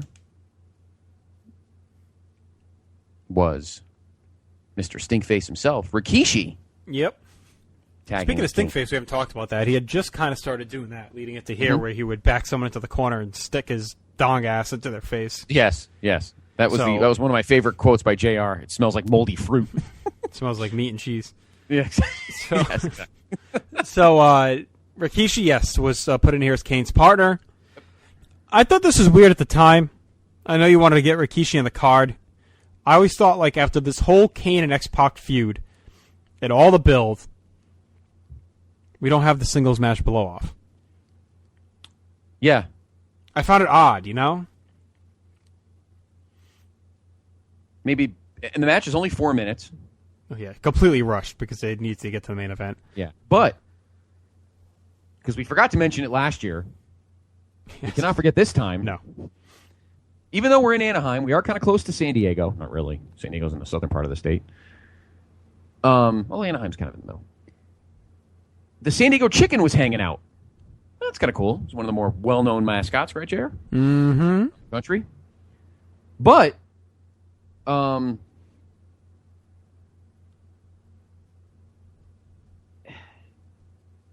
San Diego Chicken comes out and dances with Too Cool and Rikishi. Too Cool came out with Rikishi.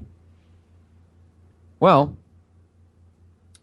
the year before, the San Diego Chicken was also there, WrestleMania 15. And he tried to go after Kane. Well, guess who was under the chicken suit? The Hit King himself, Pete Rose. At 15, you mean? At 15, that's what I said, yeah. Yeah. At 15, he was dressed as the chicken. And Kane, of course, tombstoned him. Well, the following year, the chicken came back out. Of course, Kane, thinking shenanigans are happening again, goes after the mascot, and it's not him. Because guess who runs down the ramp, complete with a very bad Hawaiian shirt I think he had on. Comes down with a ball bat. This feud is great. And of course, Charlie Hustle gets his annual tombstone, and he actually gets a stink. He gets a little moldy fruit in the back end. I thought this was an awesome moment. Yes, I can't believe they did it the third year, and I thought it was really cool that they did it again. And I was disappointed that it ends here. This would be the last time this happened. It's been a cool 3-year little feud between Kane and Pete Rose at Mania. Yes. This was a cool one because I really didn't expect. You kind of maybe pictured a 15, but here it's like you never expected them to do it again. I wonder if the chicken was saying under the mask, "How about it?" You couldn't hear it. How about it? It was well done. It was definitely not something you expected. So nice little treat. But yeah, 4 minutes. Most of the Kane X-Pac matches have been pretty short. Kane finally gets the win, pins X-Pac with the tombstone, finishes him off. Speaking of the aggression themes, Scott, the DX one done by Run DMC was another big one. The King of Kings. The King of Rock. King of Rock. Why did I think it was King of Kings? The King of Rock, yes. But they would play that endlessly, that video and that song. That was awesome. Yeah, so that was the other aggression theme. They really was in heavy rotation. Yep. So Kane and Rikishi get the win. I feel they should have just done Kane and X-Pac here. I thought the whole Rikishi being added in seemed odd. I would have taken China off the card, and I would have put Rikishi in with Too Cool again and just did that rematch and no way out, basically. Why not? And just have maybe China come out with him. Yeah. If you wanted to have the Eddie stuff going on. Then on I don't know. I get why they wanted China to get a Mania match. She had a pretty good year in '99 and deserved the payoff. So I can't bitch too much about her being on, but I guess Road Dogg too. I mean, the match is okay. It's nothing crazy. Yeah, whatever. X-Pac and Road Dogg would actually gel a little bit as time would progress. I liked them as a team throughout the summer. But yeah, I'm glad that Kane finally finishes off X-Pac and moves on. So Kane can go on to do other things, and Spock and Road Dogg can do their shit, and Rikishi does his thing. So, yes. All right. The match that pretty much has made this show, in terms of the ads and the build-up and the pay-per-view pamphlets in the mail with your cable bill and everything else. And guess what? It's a multi-person match. No way. Yep. The World Wrestling Federation Championship on the...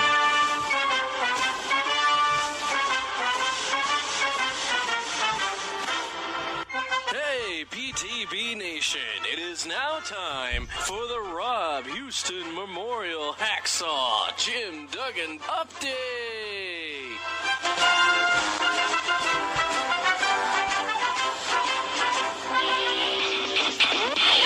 I got like 2x4. Oh, this is Kenny McMahon Jr. here with your Jim Duggan Update.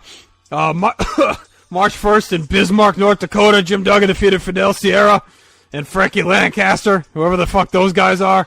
March 10th, Jim Duggan defeated Brian Knobbs. What the hell? He's still around? I thought he died. Jim Duggan defeated Finley on March 11th and again on March 12th. He defeated Fidel Sierra sometime. Defeated Fidel Sierra again on March 21st. He beat the Barbarian in Houston on March 28th. March 29th, this is the longest month ever. He defeated Barry Horowitz. March 30th, defeated Fit Finley in Baltimore. March 31st, defeated Fit Finley in Pittsburgh. Chris Gullo, I am hurting today, my friend. VKM, what is wrong? Wow, well, I've never seen... You look like shit. As you may have known, and many others have known, yesterday was Armento's birthday. Yes, it was. Do we have a fucking rager? Because I have the worst hangover I've ever had in my life. I got to tell you something. I walked through those doors, VKM, and I thought I was on another planet. What a thing. I've been puking in a bucket all night long. Oof. I've been having Shane refill my fluids. Oh, God. Fucking, I wouldn't even know Claire was alive. We had to go track him down at a local hospital. Oh, it's something to do with midgets. It was a crazy night, Chris Gullo. We started at Chuck E. Cheese. We were slugging down pizzas. Listening to the Country Bear Jamboree. That's right. Getting fucking loaded on vodka and Sprite. We were hiding it in flasks in the bathroom. Oh, yeah. They all hopped in the limo. Of course, we made Armento drive. We got to Club Fantasies. We rented out the upper level. All of Armento's friends were there, so it was just me and Claire and Rotella. We had a few of my friends came in, so then we filled the joint. Yep. My son Shane was there.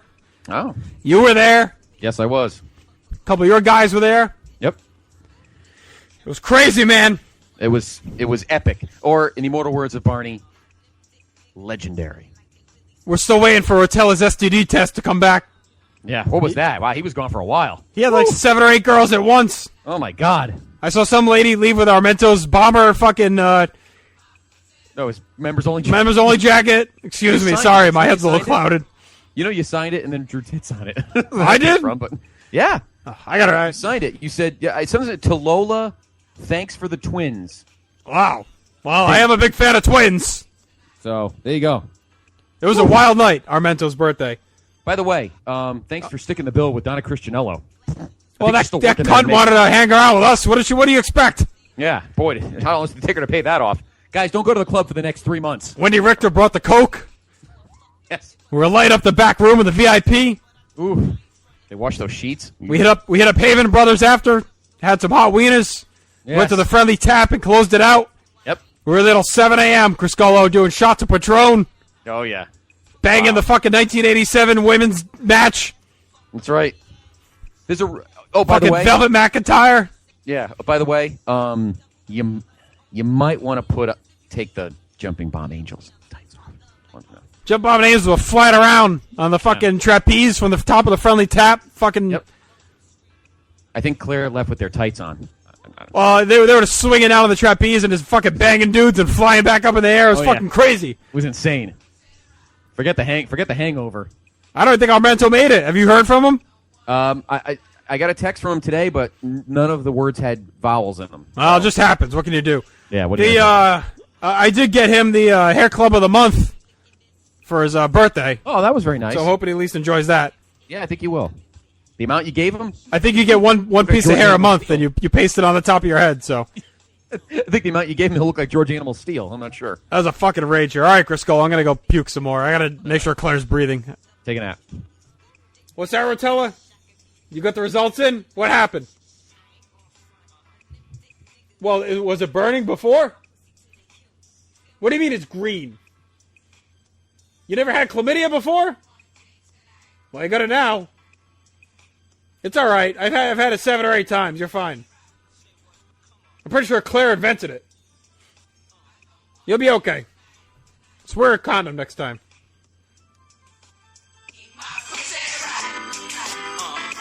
And stop eating that pussy when you're at the strip club. That at least all the kinds of trouble. HPV's no joke.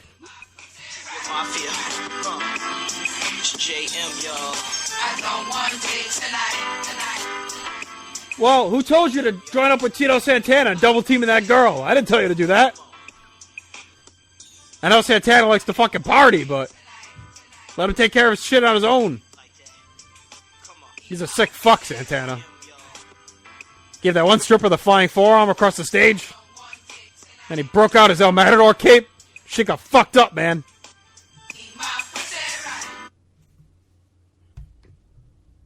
I don't know how come I wasn't invited to this party. Be glad you weren't. Just leave it at that.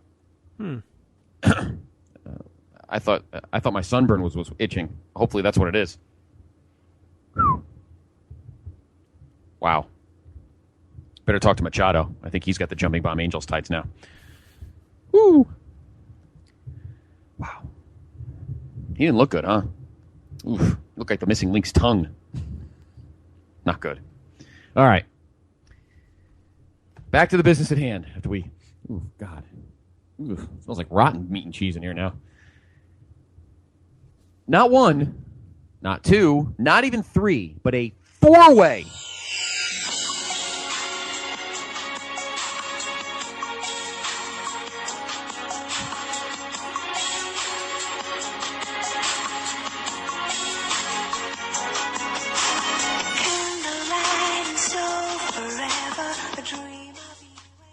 Kind of ironic, I would say 4-way after the story we just heard. Coincidental, but yes. Yeah. All right. Well, when we left you Monday night in Hartford, the main event for this match was supposed to be Triple H defending the World Wrestling Federation Championship against the Big Show. Ugh. And if you think about it, JR, on the surface, as much as it's not really a WrestleMania main event, at least there was some logic involved after Big Show got screwed in January. So there was a lot of logic to it. And if Big Show hadn't kind of turned heel already, maybe you could have bought it a little bit more, if it was played up as a straight rematch. The fact that he was basically running as a heel. Yeah, that killed it. So Rock was pissed, obviously, and kept trying to get his way back in the match. And Triple H and Big Show kind of became buddy-buddy a little bit, actually. And they kept fucking with him. So they give Rock a shot. It was a handicap match. They'd screw him. And weeks went by, and Rock was still on the outside looking in. So finally, on March 13th, Rock challenged the Big Show and said, put your number 1 contender spot on the line, and if I lose, I'll retire. I'll leave the WWF for good. However, that night saw the return of none other than the man we just heard from, Mr. Vincent Kennedy McMahon. Who looked a lot better then than he did about 5 minutes ago. He'd been off camera since Armageddon. Came out, he hit guest referee Shane McMahon with a chair, counted the 3, and gave Rock his spot at WrestleMania. Shane pulled some strings, said it was bullshit, got Big Show back in the match, so it was now a triple threat. Following week on Raw in Chicago, they had a triple threat match at the end of the show, and Triple H won. It was a big deal. Vince said he was going to give us a WrestleMania main event early, and Triple H said, fine, we'll do it tonight, but that means we're not having this match at Mania. So I think many just assumed, all right, the 3-way's off, we'll just get Triple H Rock at Mania. Get Big Show out of the match. Well, after the match, Linda McMahon comes out, the only McMahon that hadn't been involved yet. Yep. It says there's one man whose dream it always has been to main event WrestleMania, and for one night only, he returns, Mick Foley. Unretired for this one night, and we're going to make a fatal 4-way A McMahon in every corner, repping their guy. And to add a little bit of reality, a little bit of unpredictability, Linda had this whole fucking spiel set up where she said if Mick won, he'd retire as champion, we'd vacate the title, have a tournament, and a new champion would be crowned at Backlash. I thought for sure this meant Foley was winning. Yeah. I thought, why would they announce all this shit? They never do this. They never go through all these lengths to make this shit up. Right. And then not do it. So. And then when I heard the word tournament, I'm like, yeah. I wanted it to happen. Yeah, exactly. Hell yeah. I thought for sure that Mick would win, retire as champion, which would have been fitting, and then we'd have a tournament and Rock would beat Triple H in the finals of the tournament at Backlash. I thought for sure that's where we were going. Yep. All right, so we got a few things to talk about here. Mm-hmm. Also, quickly, Saturday Night Live, a couple weeks before this, The Rock hosted. Yep. And it was probably should have been obvious where they were headed because before this match was even announced, Triple H, Big Show, and Mick Foley showed up in the crowd and would make a couple of cameos throughout the show. And that was one of the best Saturday Night Live rated episodes of the year, that year. Yep. Actually played a role in NBC getting into bed with the XFL with Vince. Mm-hmm. I thought Rock was great. Yes. One of my favorite lines. They were all good. One of my favorite lines when Triple H, in the opening monologue, pops up in the crowd. He goes, "Oh, Triple H, I thought I spelled dandruff shampoo and monkey turd." Yes. My favorite skit, though, was where he played Nicotrol, the anti-smoking guy that was there to like beat you up if you smoked to get you to quit. You don't talk to Nicotrol like that. I watched that SNL. I have it on tape still. I watched that over and over a lot of times. And, of course, they did the thing with Mr. Peepers where he was like the crazy animal guy. And really, really good stuff. And Big Show actually kind of stole the show a little bit. He had a couple spots where he was really funny. He sang, came out and sang with The Rock and did some funny stuff. And Mick was good too. But Big Show. Question. Yeah. Do you remember the musical artist? That's a good one. Give me a hint. Classic rock. Not British. The Who? No. A little newer than that. Well, it's not classic then. Well, classic, but not. They started later than the Who did. Warren Zevon? I don't know. No. AC/DC. Oh, okay, that's right. Because I remember the vision of Angus, the guitarist, sitting on Triple H's shoulders. That's right. At the end, where holding up the belt. Yeah. So yes, it was AC/DC was the. At least it wasn't the kid Angus from the movie. No. Angus. Guy looked like Adam. Yeah. I was trying to remember what album were they pimping? 2000? I don't remember. Anyway. Yeah, it was a great show. That was a good Saturday Night Live. It was a great Saturday Night Live, yes. Really showed Foley had Rock's his shots already. Yeah, it really showed Rock's early acting chops, and like I said, showed a ton of personality, and we'll see that play out over the weeks following the show. But dandruff and monkey turds. That was great. That always stuck with me. That was a funny line. That and Nick Control. What did Big Show? Well, Rock sang like "Are You Lonely Tonight" or something. Did Big Show come in and sing with him, and it was like really funny. Like they were dancing behind him. Yeah. And then he like was singing. Big Show did something really, really funny. I can't remember the exact specifics, but he was good. It was pretty fun. All right, so let me pose these questions to you. Okay. 1, how did you feel about Foley coming back? 2, did you like the 4-way, or should it have been a singles match? 3, did you think Austin was coming out, and were you disappointed when he didn't? And 4, what did you feel about the McMahon stuff? All right. Number 1, was I upset Foley came back? No, not really. Because who's fucking retirements? When do those ever hold? Terry Funk threw that shit out the window years ago. Retirements. I didn't think it would be that immediate, but it didn't bother me. Number 2, did I like the 4-way? Is that what number 2 was? Or was that number 3? Yeah. Were you okay with the 4-way instead of the straight up? No. No, I wasn't. I thought this was way overloaded with guys. Number 3, was I disappointed Austin didn't come out? Absolutely. Because the question was, who was he going to help? He didn't really like anybody. Except Mick. I think if Austin had come out to help, that would have been the only way that it would have worked. Because he, obviously Triple H or Austin hated Triple H. Austin really didn't totally trust Rock. We didn't know that. I mean, that feud was never, they had that one tag in '99, but And him and Big Show really didn't have much of a relationship. So I think if Austin was going to come out, it was to help Foley win. And when he got eliminated, that went out the window. And number 4, the McMahon thing was just a fucking mess. I mean, when they had to get Linda involved, that's when you knew that, all right, this is getting fucking ridiculous now. Because she's terrible. She might be pretty good at doing speeches, but she sucks. Yeah, I didn't... it was not good. I wasn't crazy about the 4-way. I was okay with the Mick stuff, and, if they had to do the 4-way... I was killing for a tournament. I'd have killed for a tournament. Yeah, that would have been awesome. But the Mick comeback, to me, a lot of people were pissed at the time. He's like, he just retired, 3 weeks ago. But, Vince told him, people love you, Mick. They want to see you.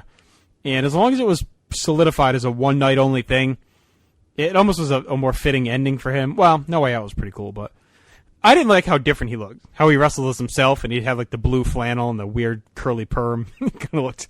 Yeah. He didn't look like the guy we knew. No. So I guess I wasn't bothered that he came back, but I didn't care for the idea of the match. I thought Austin would maybe get involved. I was a little disappointed when he didn't, only because it had been rumored so heavily.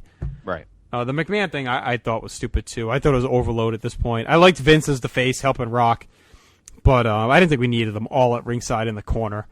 Right. And I was okay with the fact, though, the only thing that saved it in my eyes was the fact that it was a 4-corner elimination match. Mm-hmm. So it wasn't just the first guy to win. So you would still eventually get down to that singles match. Right.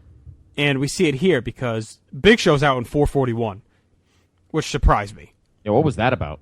I did not think they should have taken him out that quickly. Mick hangs on for another 15 minutes, and it goes down to the pedigree, 1941.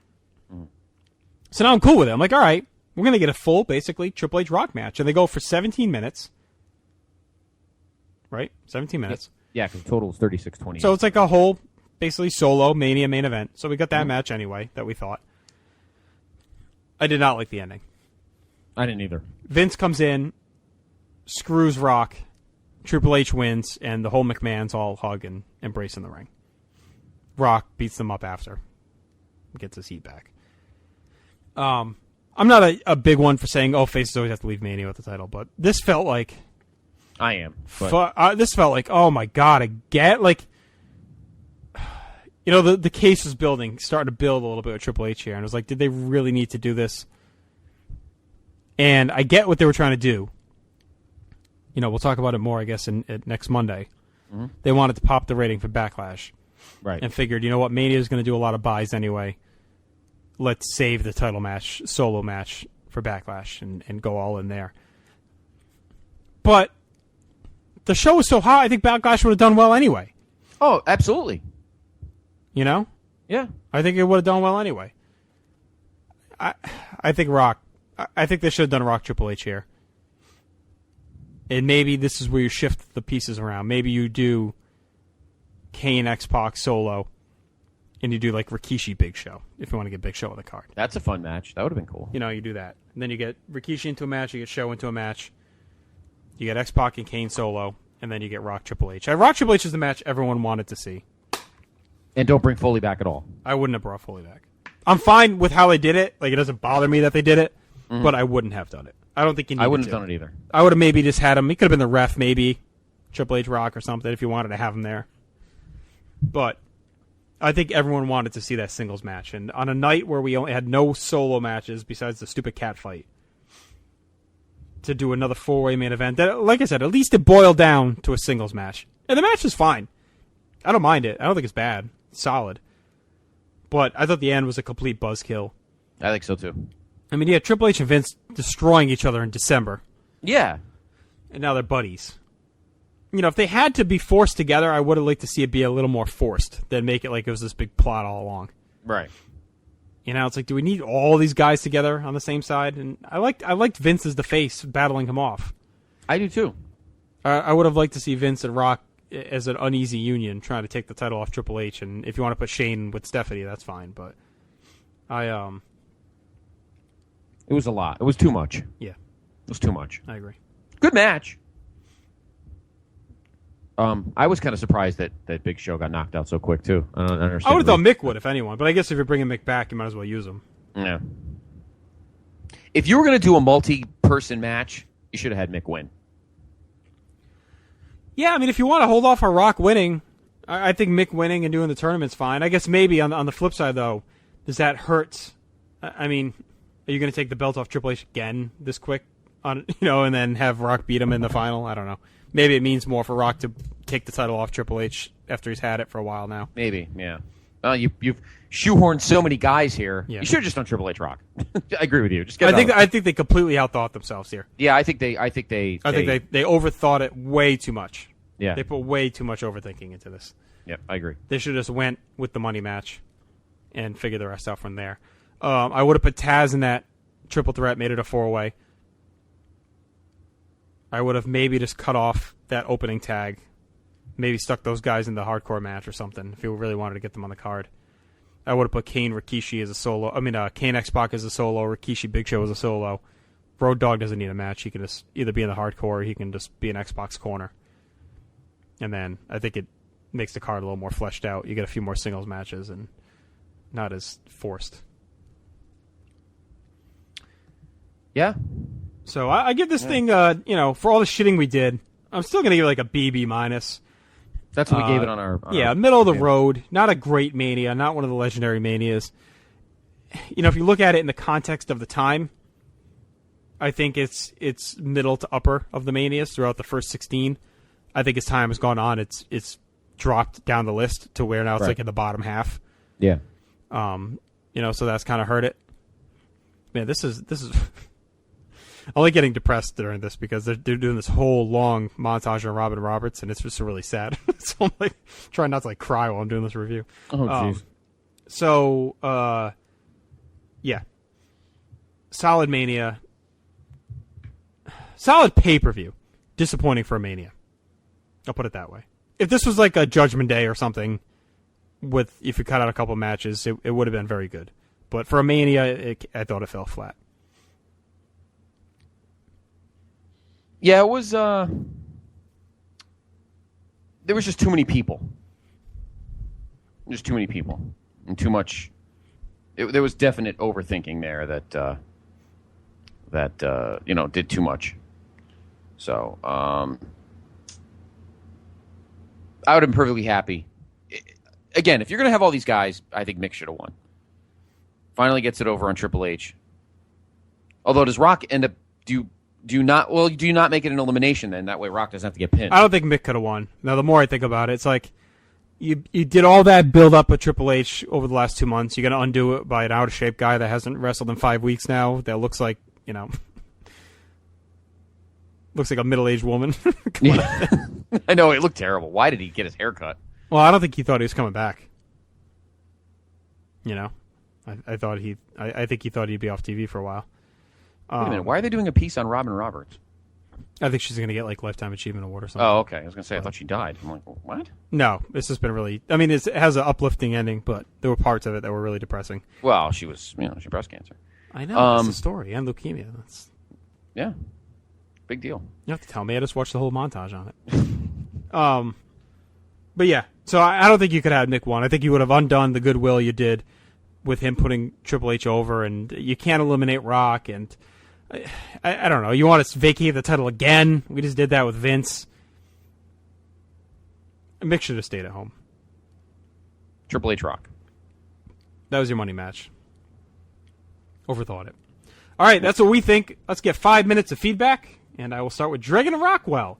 Abandoning the one-on-one concept altogether, another disappointing Mania. Bull and Dump, Boss Man, starring possibly the worst WrestleMania opener ever. But this improves with the fun hardcore battle royal. Triangle ladder match is incredible and stands up to this day. It's great to see E and C win the straps. Radicals are once again made the job too cool, this time accompanied by Chyna. It was obvious that the three Radicals had about 100 times the wrestling talent of the former Too Much and future porn star. At least they let Benoit win gold in an oddly booked 2 falls triple threat match. Sensible booking that would say the IC belt should have been up for grabs in the second fall. While most subpar Manias are saved by a red-hot main event, the McMahon in every corner finale was overbooked, an overlong mess. It took 20 minutes to end up with the match it should have been all along, Triple H versus Rock. One Vince heel turn later, and Triple H is the first heel to leave Mania with the title. Dennis Nunez. I think this WrestleMania can be summed up with this analogy. It's like being told weeks ahead of time to expect a night of great sex, and then when the night comes, you're all ready to go. You're dumped with a bucket of cold water and given the finger. There was a lot of hype going into the show, as any WrestleMania would get. They tried it first with the all-day-long pregame show. I don't know if it was a success or not because they never tried it again, so unless I'm wrong, it probably wasn't. It was a real risky move to have a heel retain the WWF title at a WrestleMania, and it clearly showed on this night. I remember being agitated that Triple H had actually gotten away with it. The stage was clearly set for Hunter to lose the title to someone, either Rock or Mick, and having neither win the strap was really dope-headed at the time. The match itself is good, but it goes on for way too long, 40 minutes. Big Show being in the match was totally not needed in my eyes. They couldn't find anything else for him to do. Mick gave it a good go in his last match of his full-time run. At least a pay-per-view ended with Rock Peoples elbowing Stephanie and not with Hunter raising the strap in victory. Otherwise, Anaheim would have rioted. Yeah, right. Ed Harris, an interesting idea for Mania that went over like a wet fart in church. It's sort of a good news, bad news sort of show. As the good news is the roster stacked to the point where the matches end up being all multi-man. The bad news is out of the 9 matches, like 4 deliver, with 24/7 hardcore, the great IC Euro match, tag title match, and a pretty good, horrifically overbooked main event. Having it in Anaheim didn't help either, as that town's not known for great wrestling crowds. Not a terrible Mania, just bland. I think it's a good way to sum it up, honestly. On the upside, still better than WCW was doing at the time. Wade Ferrari. For the second year in a row, we get a disappointing WrestleMania after a great build-up. The show actually isn't too bad. It just didn't come close to matching the expectations it had going in. The ladder match was easily the match of the night. Edge and Christian winning seemed questionable at the time, as they probably had the least momentum of the 3 teams, but it would end up being a great move with their heel turn after the show. The Hardcore Battle Royal and the 3-way match are also good, but other than that, there's really nothing else. I still, to this day, have no clue why Triple H won the main event. Rock winning the title here was a no-brainer, but instead they do a lame swerve with Vince turning on him. Really pissed me off at the time.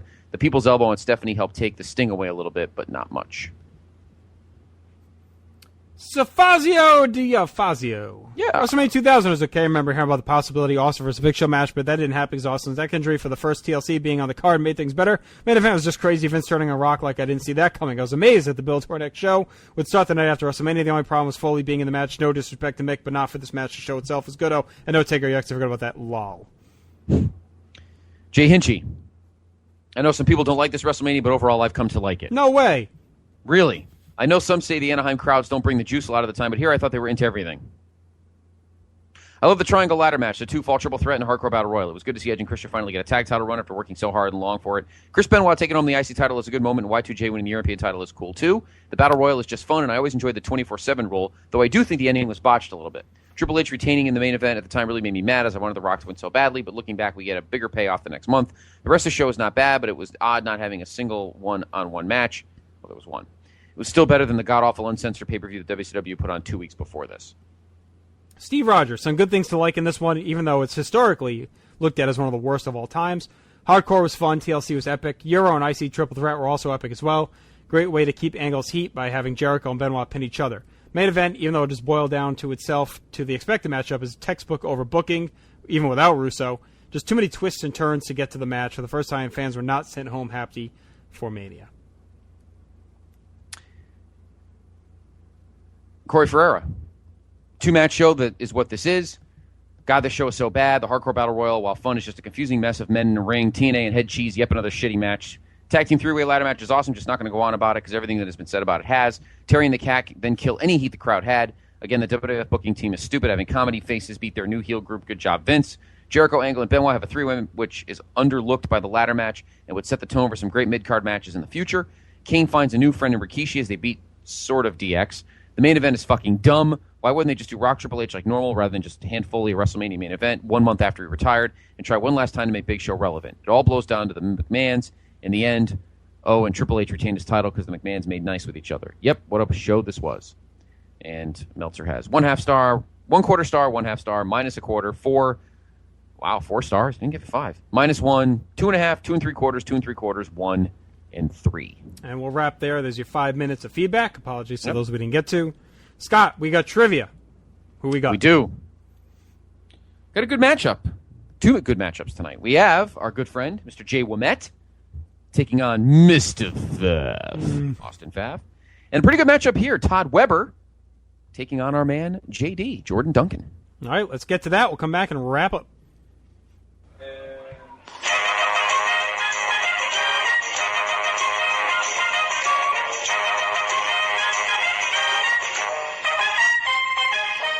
All right, Nation, we're back. We have another great second round matchup here in the 2013 Place to Be Nation Trivia Tournament. And let's go ahead and bring them in one at a time. First of all, we have to bring in the, of course, the life fan favorite, not just in the trivia tournament, but in all Place to Be Nation, the one and only Mr. Jay Ouimette. Jay, how you doing today? Pretty good. Always pleasure to have you on. Always great to talk to you. Yes. And his opponent, another longtime PTB OG, the one and only Mr. Austin Pfaff. Mr. Pfaff, how are you? Doing pretty good. All right, good to hear. Scott, why don't you tell us how these two men advanced to this point? All right, well, Mr. Ouimette was the fortunate and deserving recipient of the pitiful performance by Chad Campbell in the first round. And Mr. Pfaff defeated James Salerno in the first round. All right, so who's up first, Scott? Mr. Ouimette, you will be leading off in the first round here, and then Mr. Pfaff, and then we snake it, and of course, whoever's second will get a chance to tie or take the lead.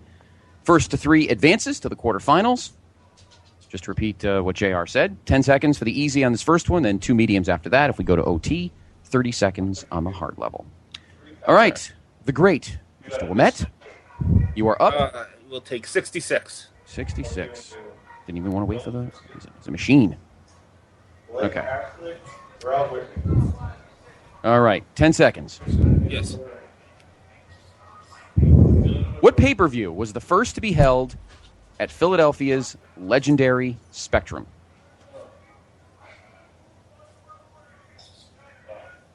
WrestleMania 15. It was actually SummerSlam 1990. SummerSlam 90 in the Spectrum. Yes. All right, Mr. Pfaff, you are up. Okay. Pick a number between 1 and 140. 26. 26. Okay, here we go. All right, you have 10 seconds. Who was the first African American to win the WCW World Title? Simmons. Ron Simmons. Yes! Yes! Yes! All right, Mr. Pfaff is on the board. And now we move to the mediums as he has a 1-0 lead. He moves on to the mediums. Pick a number, Austin, between 1 and 191. Let's see. 15. 15, okay. All right. You have 20 seconds. Okay. At Fully Loaded 1998, Owen Hart and Ken Shamrock competed in a unique setting. Where did the match take place? Dungeon. Hard Dungeon. All right, 2-0 lead for Mr. Pfaff. Now we go back to J.O., who can tie him here with 2 consecutive, and we start back to the easy for Jay. Yes, 13. J.O. 13. What's the number? 13. 13, okay. All right. You have 10 seconds. In the summer of 2004, which guest Raw general manager led members of the roster in a game of musical chairs? Bob Barker. It's all there, black and white, clear as crystal. You get nothing. You lose. It's actually Eugene who led the roster in a game of musical chairs. Bob Barker probably would have been better, though. Yes, and much cooler. Okay, J.O., pick another number. Yes. 22. Okay, 22. All right, once again, you have 10 seconds. In which year did WWE's Tribute to the Troops under the name Christmas in Baghdad first air? 2004.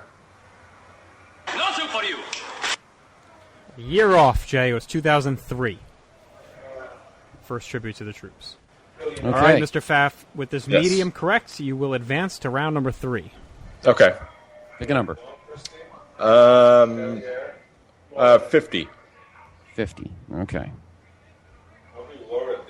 Okay. You have 20 seconds, and this question is for the win. At Halloween Havoc 1994, which wrestler was revealed to be the masked man that had been assaulting Hulk Hogan, leading to a match at Starrcade? Oh, You got some time, 15 seconds. Yeah. 10 seconds. Flair. One of the couple girls.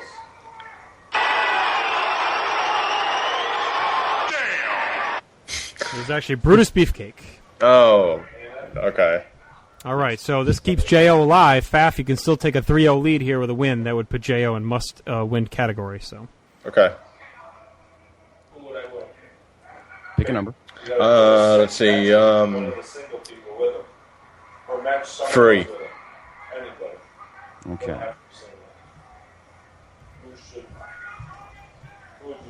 All right. 20 seconds. And this to put you at least in a position to win, or when Mr. Perfect returned to the ring in November 1992, Bobby Heenan temporarily filled in, but who replaced him in the commentary booth on Superstars and at the Primetime Wrestling Roundtable?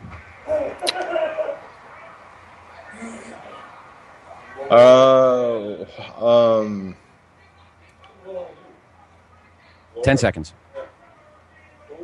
Slick.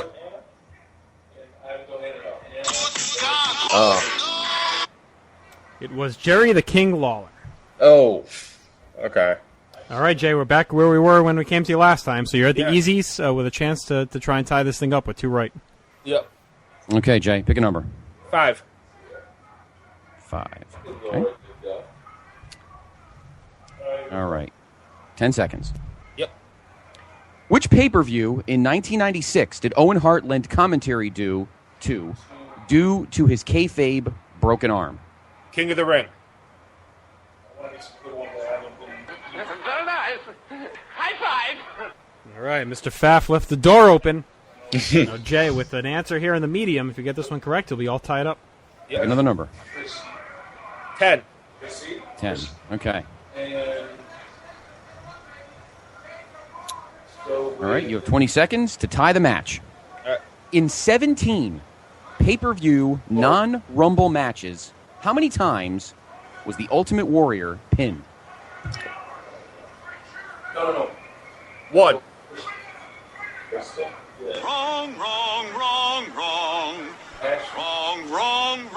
Wrong.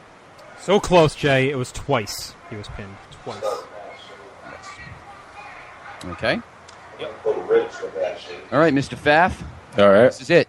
You're back in the driver's seat. Get this one right, you move on to the next round. Pick a number. 5. Okay.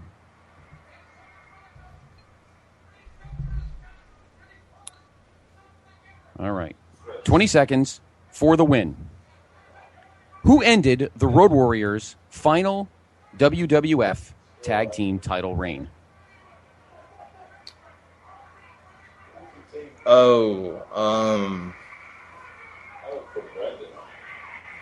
10 seconds.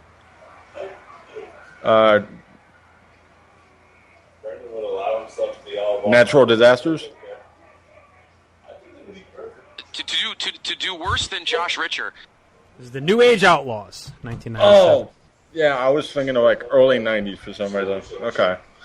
All right, well, you're still in good shape here because you can put the pressure on Jay with a third right answer, so still in the mediums. Okay. Yep. Pick another answer. Pick another number. 22. Okay. Okay. Once again, 20 seconds. Okay.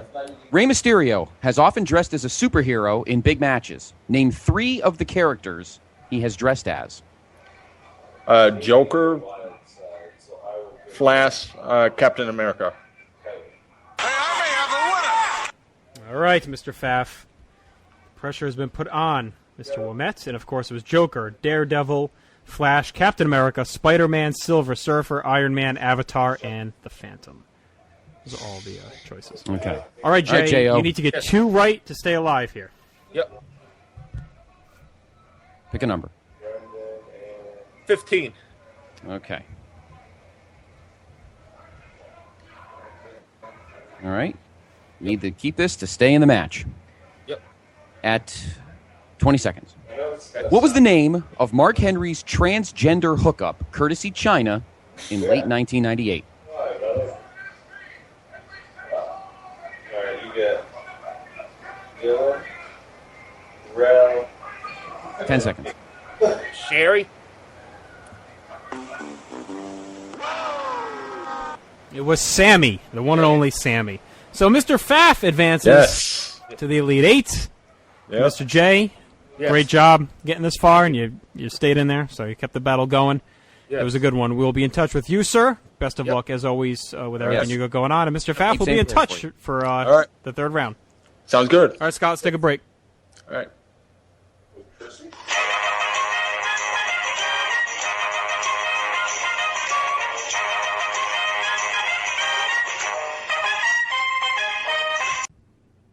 This podcast is a member of the Place to Be Nation family. Visit us at placetobenation.com, your pop culture home.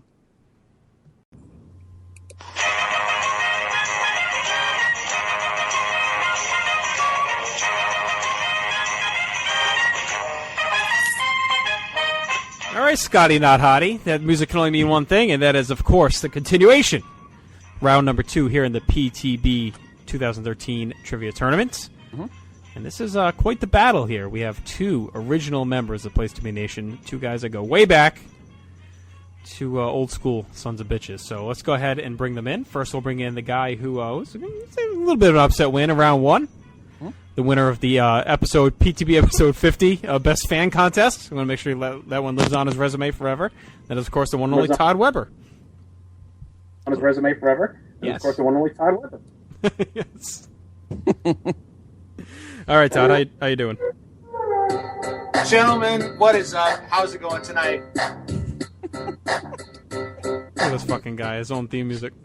Jesus. All right. That's right. All right. Is that 'cause Giambi played it when he was with the A's? Is that why you did that? Or maybe It's he just likes badass the theme Wolfpack. music. It's very good. Yeah, maybe he just likes the Wolfpack. All right, speaking of theme music, our opponent here, Hooty-hoo. of course, the one guy who is on here every 4 weeks or so with his half-baked ideas. We'll see if he can put a full-baked idea together here tonight. That is the one and only Mr. Jordan Duncan.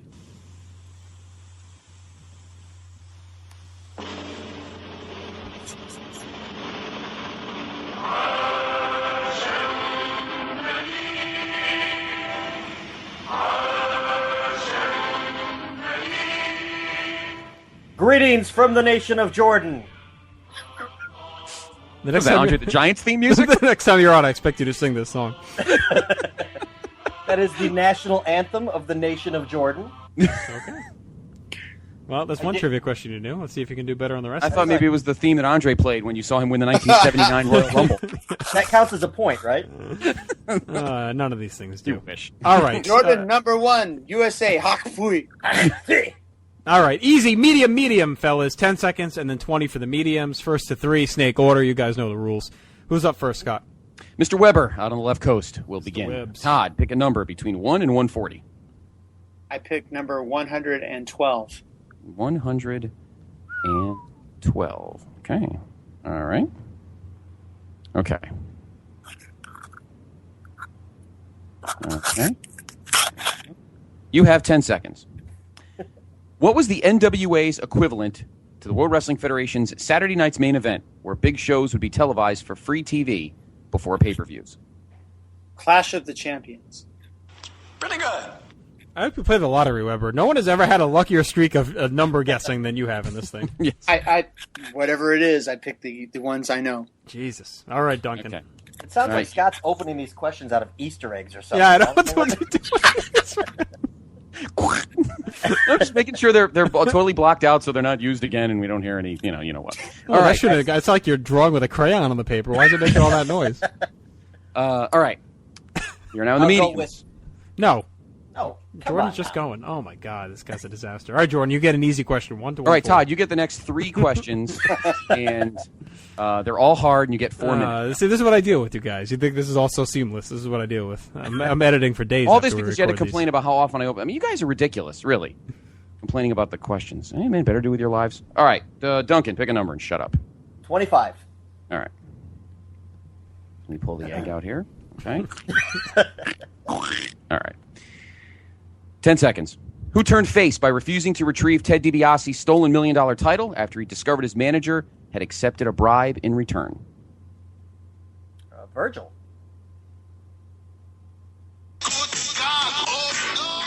Come on! The I big could have asked boss that man. question in an hour and it wouldn't have mattered. The big boss man.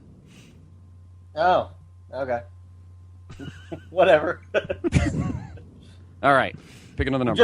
I'm just thinking about eggs now. That's all. You're so confident in that answer, too. So smarmy. I'm glad you got it wrong. Give me a gobbledygooker question. That's the only Virgil! I know it's Virgil. All right, pick The another Knights of Columbus Easter egg hunt was underattended this year. A lot of extra eggs floating around. Is it my turn still? Yes. Okay. Todd, what number were you going to go with? Because I'd like to pick that one, please. We never put these two together again. No, I'll take 100 even. Okay. All right. What was the name of Al Snow's pet stuffed deer head? Oh my gosh. This is an easy one? Yes. I don't think it's Virgil. It's an easy one because we just talked about it on the show. To me, Eat those are easy. Stop with the eggs. Are you making an omelet? I honestly don't know. Gosh. Let's see. A deer-related name. How about Bucky? Bucky. That's my guess. Nothing for you. Quiet. Pierre. Even Weber knew. Well, What is it with the eggs? Why are we still doing the eggs? I'm done with it now. Okay, I'm going to take as long as I want. All right. All right. Okay. Mr. Where are Weber, we? you were in the What are we mediums. doing? Pick a number between 1 and 191. All right, I will pick number 3. Okay. Put this bald asshole out of his misery. 20 seconds. What was the commentary team for the first episode of Monday Nitro? 15 seconds. Tony Schiavone and Jesse the Body Ventura. Now, if you want to crown them, then crown their ass. Incorrect. I know that was pretty a tricky one if it was right or wrong, but wrong. It was, where are we? Eric Bischoff, Bobby Heenan, and Mongo, baby. Sadim McMuggs. Wow. Okay. so he loses points because he didn't get any of them. Correct. Right? He loses 3 points. Yes. So it is now All right. Duncan nothing and Todd -2. Okay. Todd, pick another number. All right. So we're going to go 138. Okay, 138. All right. Besides the U.S. and Canada, 20 seconds, name 3 other countries that have hosted Raw. Great Britain, Japan, and Mexico. Very nice. High five. Very nice, Mr. Weber. It was the United Nice. Kingdom, of course, Great Britain, as you said, Afghanistan, Iraq, South Africa, Japan, Germany, Italy, and Mexico. No Jordan on that list. But But for a reason. Jordan's not very good. So, all right, we are 2-0 T-Web and Duncan. You need to get 2 right here to tie this thing up. I do. Yes. Okay. But either way, Todd's going to have a chance to win. So Okay. What are the numbers again I picked from? 1 to 140. Okay. Give me 70. Okay.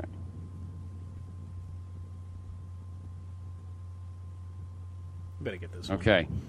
Better get this right because this is the Silverback Matt Rotella special here. Great. 10 seconds. Name Shock all 6 wall. of Name all 6 of the midgets involved in the King's Court versus Clowns R Us match at Survivor Series 1994. Oh my gosh. Okay. Well, there's obviously Dink. 6 of them. Well, 3 if you add them up. Yes. Okay. There's Queasy. I said Dink, Queasy, Sleazy, I think was one. Man, I don't remember these. Come on, guys. Queasy, Sleazy, Dink, This is going to be enough time. What are we at? Stink, Pink, Ink. I don't know. I'm wrong. Well, once the answer is the do clock worse stops. than Josh Richer. I have egg on my face, gentlemen. I'm queasy listening to you. It was queasy, cheesy, sleazy, wink, pink, and dink. Great. And you were all those things. Yes. Okay. Pick another number. Okay. 1. That's how many you got right this whole tournament. What did you feed Andre the Giant when he came over to your house? Your kids. All right, Grapes. 10 seconds. Slam me, boss. Prior to 2013, all right, this is serious now. 10 seconds. Prior to 2013, the only time Vince McMahon ever appeared on a Hall of Fame broadcast was to induct this rival in 2009.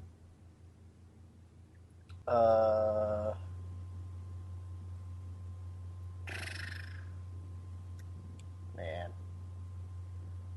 I need an answer. I would say Stone Cold would be my guess. We shouldn't even count that because you had a guess to get that. Yeah, right. Really. Well, I get a midget question, and I don't think I've ever watched any of the Hall of Fame. His rival. That should have given away immediately. His rival. I know, but I didn't know Stone Cold was 2009. I thought he was in before that. But, Todd Weber's up. With a chance to win, Todd. Just get this right, please. Pick a number, 1 to 191. Half-baked jackass. Number 78. Okay.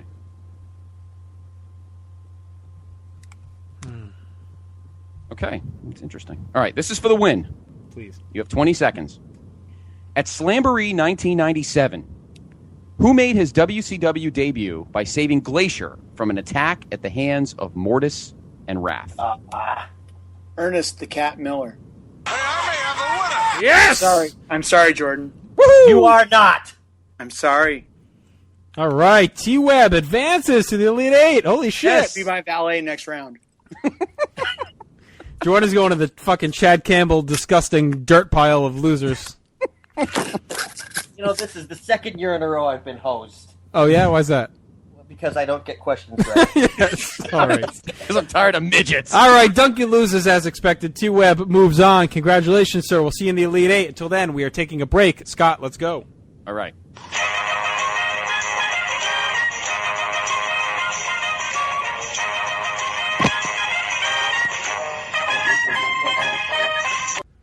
All right, Scott. 4 are in. 4 to go. So far in the Elite Eight. Derek Cornette. Yep. Steve Willie. Austin Pfaff. And Todd Weber. It's quite the mix so far. Yes. Got a heavy 4 favorite. more matchups coming. Heavy favorite in Cornette. A seasoned veteran in Pfaff. And the 2 upstarts. Yes. Willie and Weber. Mm-hmm. So next week we'll finish the second round. We'll have 2 Monday with our Backlash review. And 2 Wednesday with our special treat episode. Yes. All right, Scott, why don't we wrap things up? Hope everyone enjoyed this week of Vaults. We're into past WrestleMania now, into the meat of the spring and summer of 2000. A lot of cool shows coming up this year to talk about. A lot of good stuff. So I will see you over the next day or so at some point, right? Yes. Yes. And then we'll have a weekend filled of drinking and fun and hopefully good weather. So everyone out there, if you don't mind brush your finger, giving a little finger cross or a little knuckle bump up to the weather gods for us. Hoping for some decent weather Saturday, get us through the party. St. Mary's is here, Scott. Yes. Our 3rd one as part of the Place to Be podcast. Very excited. So we'll wrap up. We will talk to you next week for Backlash in DC on Monday night. Until then, please visit PlaceToBeNation.com. Visit us on Twitter, Facebook, all the places you can visit us. You know them. That's Scott. I'm Justin. We're out. Thank you. What is a Poppy Indian strap? That is the one your Poppy used. Well, that's what Hogan defeated Flair with at Uncensored 2000. That's what Big Poppy tied around his bicep when he was jamming the fucking milkshake needle. And Sid became the world heavyweight champion. That's right. Tito Santana, tough night. I watched him fight Hulk Hogan on this house show from 1980, and he was also banging chicks with Armento. Rotello. I ain't worried about to bust your bubble. California, watch out, cause it's gonna be trouble.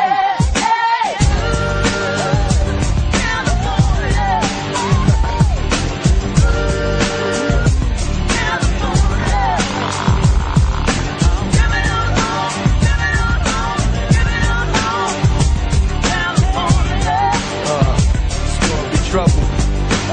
Yeah. California. Whoa.